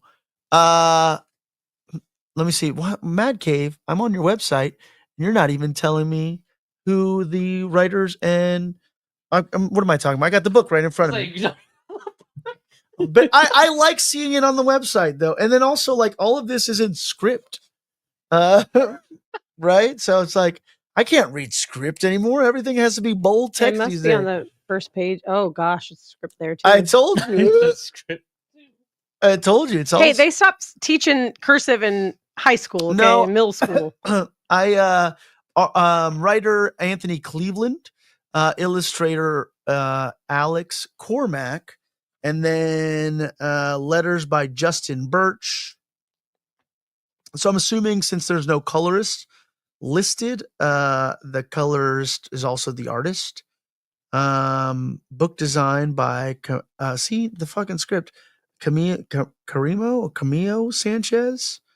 And then cover artist by Alex Comack and Colleen Doran. Let me see. There's small print here, right? Nope. Should we be giving like credit to like the editor and all this stuff? Nah. Just show the we should just hold up the book at this point. All right, let me hold up the book so you guys can see the editor. Look, there we go. All right, screenshot it. You're good. Yeah. Yes. Pause right here. Screenshot it. So yeah, that's the concept. Really freaking amazing art. Diddy, let's start with you. Why should people read Buried Long, Long Ago? Aside from that, it's a #1 issue available at your local comic shop. You know, prior knowledge or insight to be able to enjoy. I loved it. The first few pages are like this fantasy. So I didn't know. Like I didn't read anything about what we were reading today. All right. You're just like came in blind on this one. Came in blind, opened it. The first few pages are like this like fantasy realm. And it's like, turns out it's a story that the girls are reading on the train ride. I fucking love that. It hooked me immediately. I was like, oh my God, this beautiful magical world. And then it turns out that they're just reading this book and they're all little nerds and they're reading this book on the train. Little nerds. I love the art in that first few like pages, the panels, and then the art completely changes, but it's still so good. It's still really great. The coloring changes like vastly, and it's this more, I don't know, like obviously they're in like, what did we say, Ireland or London? We say Ireland. Indiana. They're Indiana. No, they're in Indiana, but in the 1900s, so there's Irish and Norwegian. Gotcha, because we like it feels like that. Yeah. It's Indiana makes more sense. But yeah, it feels like this very Dust Bowl kind of, even though that's not when it happened. But anyways, it is so beautiful. The art is incredible. The story is really good, like menacing, haunting. Yeah. And I think you should, I don't know, get into this if you like a really what would you compare fantastical retelling of serial murder. Yeah. Which is, it is crazy to me that I didn't even realize this was told from a true story, by the way. Ty pointed that out later. I'm like, oh shit, that's kind of adds something crazy to it here. I got an image. That is the first thing he said to me, and the first 2 pages are this like realm where it's You're like a how is this night, based on a true night story? and fairies. No, can I tell you the no doubt in my mind? I was like, it is. Oh, an ogress, Yeah. a fairy, a knight. And then she's like, And I was like, Ty's fucking lost his No, mind. no, it's the opposite. I was like, it is. Oh, cool. I knew it. You're Ogresses. like, I knew it. I knew it. But that's probably because I'm on like a Renaissance fair high right now. Did you go to the Ren Fair? No, I haven't yet, but I'm gonna. But yeah, I don't know. I don't know what I could compare it to. Like like a really murdery Peter Pan at first. It gives off that vibe. Or murdery the Lion, the Witch, and the Wardrobe, just because these kids are kind of like orphan vibes. Yeah. But they're not, because their mom is like A transporting them. murdery Lion, the Witch, and the Wardrobe. Yeah. But then it shifts. I don't know. It's very good though. It's really good, right? I loved it. You want me to tell you what I loved about this book from the get-go? Mhm. That it starts with Once Upon a Time. I love it. And it like literally the first words in the book are once upon a time, there was a wicked ogress who lived beneath the roots of a hollow tree. And yes, just like you're talking about, like it's like, what? Like this is a crazy fantasy. But I quickly picked up on like this is lore, right? Somebody is like telling some lore here Yeah, of it's like a story.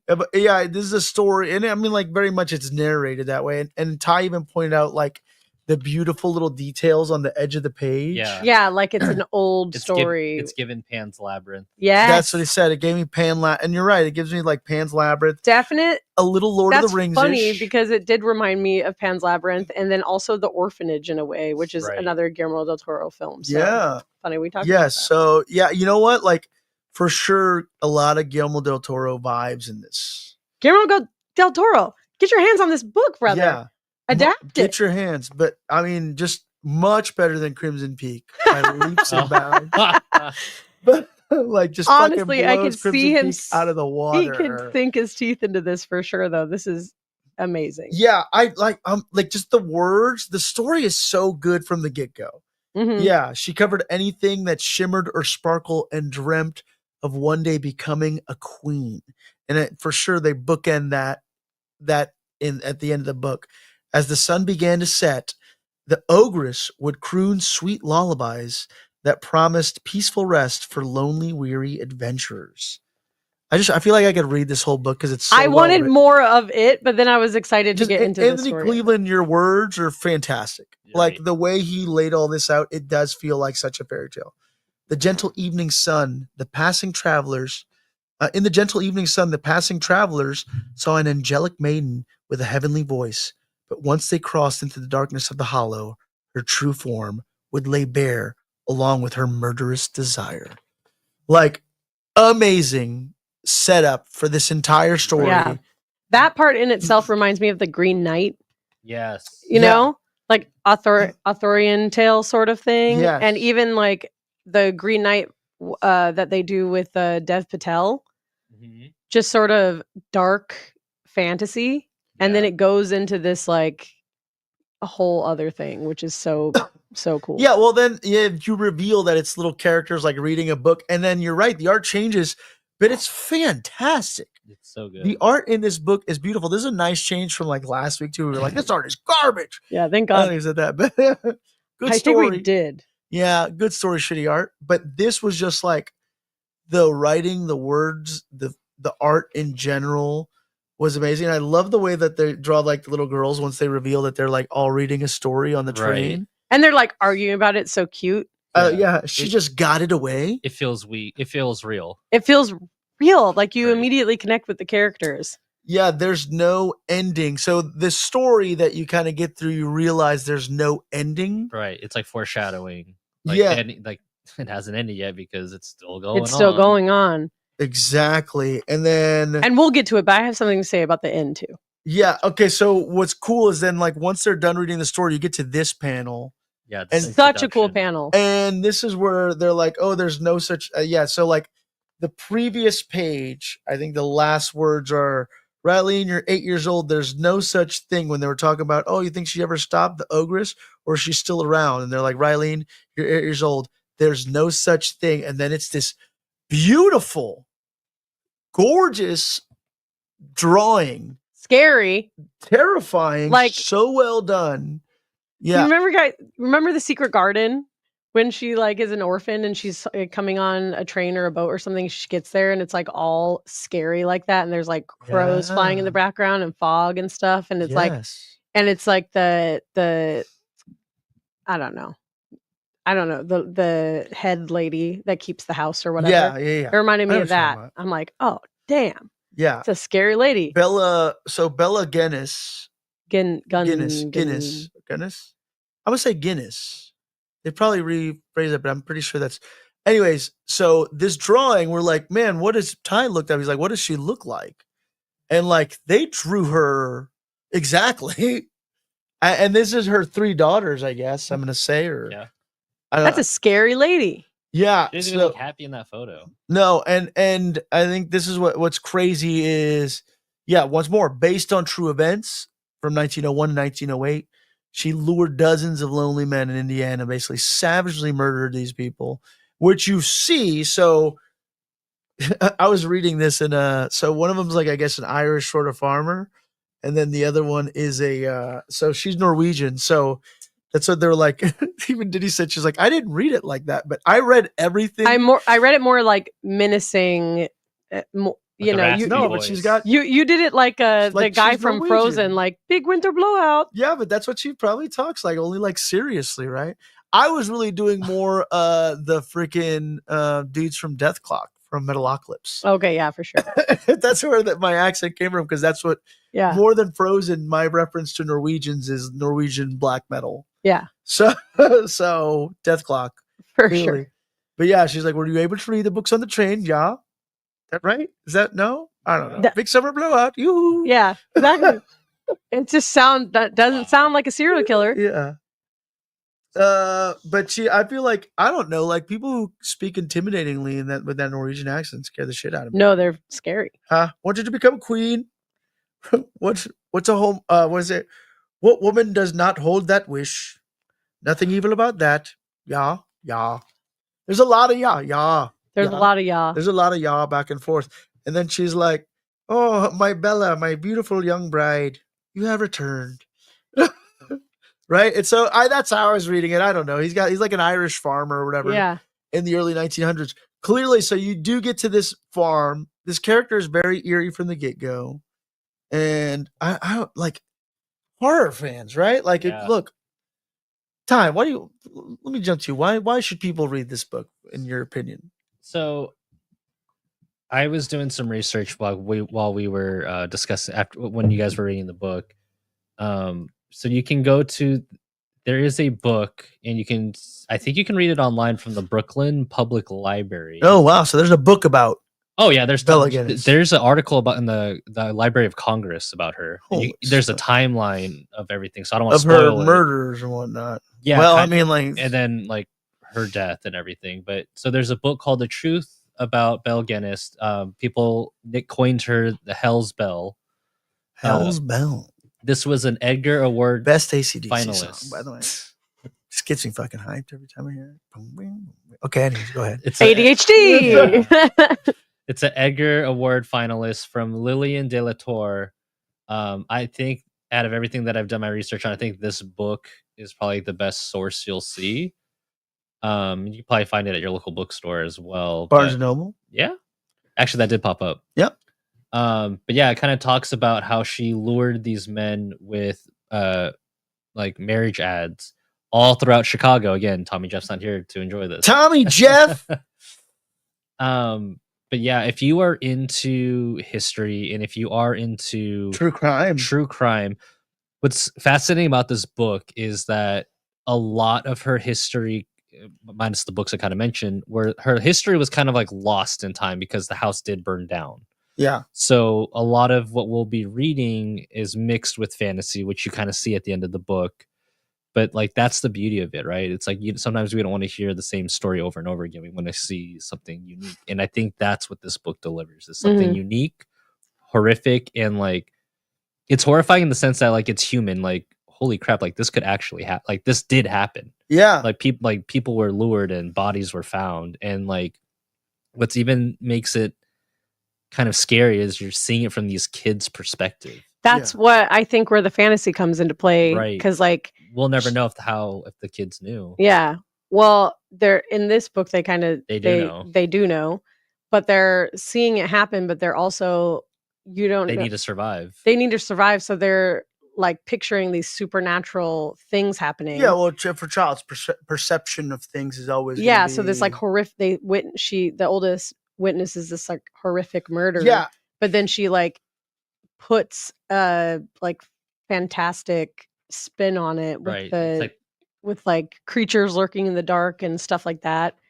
I love the fantasy element of it, but I like even more that it's like we know that it's there because the kids are just they have to process it somehow, so they're like picturing these like supernatural things happening as well. And I think that's what's kind of cool about this book is that it shows different levels of trauma and how some like Belle, how she is desensitized to it. She goes, she's so like okay with lying to her daughter, like, oh yeah, this fell on him, and like the daughter's flashing back to seeing the meat grinder clearly. Yeah, I'm not going to show the full. So the way that I'm not going to show, but I want to just get it like the shot of Bella's like her eyes of just like this. I'm not going to show the body because my hand's in the way. My hand's in the way of that. But like, this is so well drawn, dude. And like, if you go back to like the dinner scene where he's talking to the girls, like her and, like, in the shadows in the doorway, it plays out like a horror movie. Yeah, this is so well. Yes, it does play out like so good. It's such a fluid read, right? And you know what I've loved just now about what you're talking about is like this is like if you're into true crime, right? Like you get so sucked into it that like you're like, man, I love this thing so much. I have to now just fall down a Google rabbit hole to it. Yeah. That just happened through this comic book because it is like, holy shit, I need to know more about this insane story. And for sure, like this needs to be adapted right away. 100%. Like this Guillermo del Toro is the only. He's the only solution. He literally would do it like in a heartbeat. Like that last page. He'll do anything. Yes. Like that last page, that's 100% him. Yes. It is. Oh my gosh, right. Cabinet of, what was it? Curiosity Cabinet? Cabinet of Curiosities on Netflix. Like that could be a short in itself. Yeah. An hour-long episode. That's all it needs to be. You're right. And it's kind of even the Pan's Labyrinth thing is like experience trauma and something horrific that no child should experience. And what's their perception? How do they put this fantastical spin on it?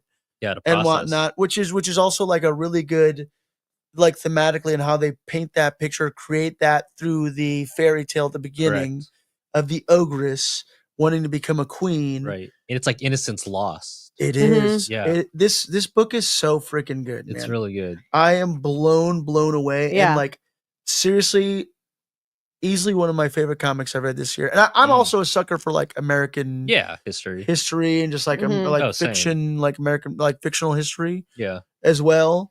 And they do this so stinking well. Yeah. Stinking. I don't know that, but and so the last panel, once more, not a spoiler, because it's an issue 1. Number 2 comes out in June. Fuck, this is going in my poll right away. I gotta tell you immediately. Yeah. This is what did he's talking about? There's like the little girl basically runs away, is dealing with her trauma. The slop that the pigs are eating, which I'm assuming is also the bodies. Yeah. Right? Like a pig farm. That's like a big thing of like people who dispose of bodies. Also, by the way that like her husband tragically died of like, a meat grinder fell on his head. Yeah. Yeah. It's like, man, that's the most horrific way. Yeah. Go. A meat grinder to the head. Yeah. Yeah, which is, I guess, they grind up the bodies, feed it to the pigs. There's like all the slop manifests in this like demon with this crown, and hence also even the name of our show. It says "Become Queen." Yeah, Diddy, what do you think about this last panel? You said you had what was your? Oh no, my thing was that we're seeing it through the kids trying to process trauma, so we're seeing it as this like it's like we're getting the horror from just like the serial killing alone, but then we have this like extra fantasy horror part of it just because that's how the kids are processing it. And it's so amazing. I love it. So excited. I love it too. 5 out of 5, 10 out of 10, whatever it is. Like, what? So what do you guys? Yeah, pulling this. Pull trade, everything. For sure. Yeah. I want to find variants for this. Yeah, same. I can't recommend this enough. Pick up Buried long ago. If you're a fan of true crime, if you're a fan of fantasy horror, if you're a fan of Guillermo del Toro, if you're a fan of what else? Like, can we kind of throw in there? Like, this is such a good read from Mad Cave Studios. Smaller print run on these two.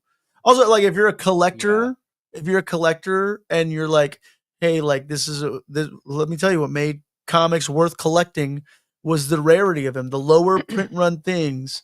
So if you're looking to collect something, like, I could see this being a Hulu, Netflix series. Right. Like, somebody's gonna jump all over this because this is fantastic and brilliant. And I can't believe I didn't know about this story. Hell's Bell. Yeah. Indeed. The next issue is available in June. I'm all over it. Yeah, same thing. Pulling trade, hardcover, deluxe edition, posters, signed merch, copies. Signed copies.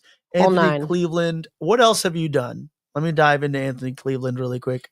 Because this is the type of book that's like literally what's like pulled me. Okay, I found him here. Found you on Instagram.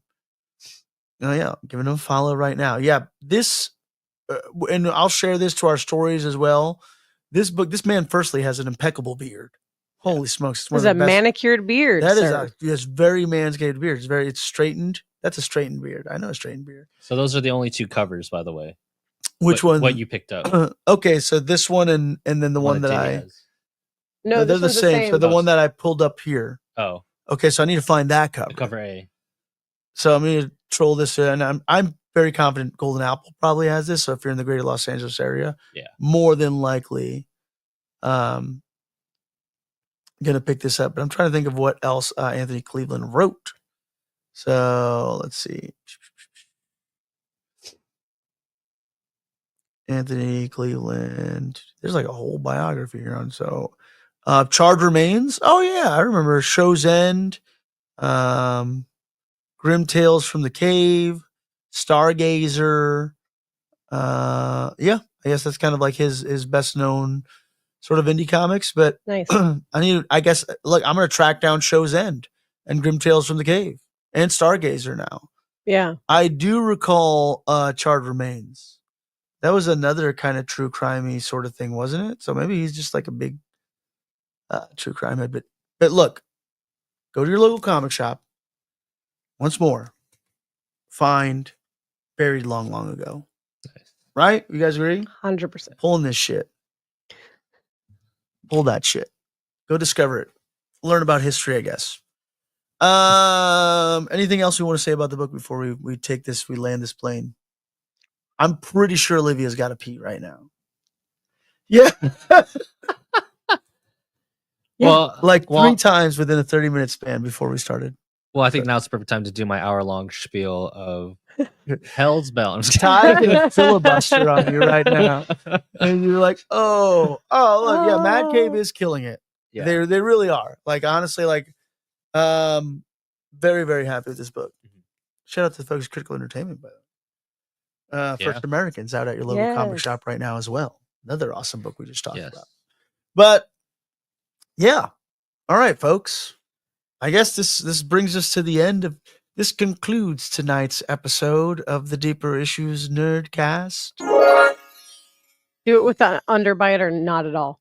This concludes tonight's episode of the Deeper Issues Nerdcast. Yes. Thank you for tuning in. The abdominal stretch is going to be coming live from Las Vegas, Nevada this week. We're going to have Pump 61 live. Wow, not in a TV? Not in a TV. Pumps is going to be in person. Myself, Nathan Haskill.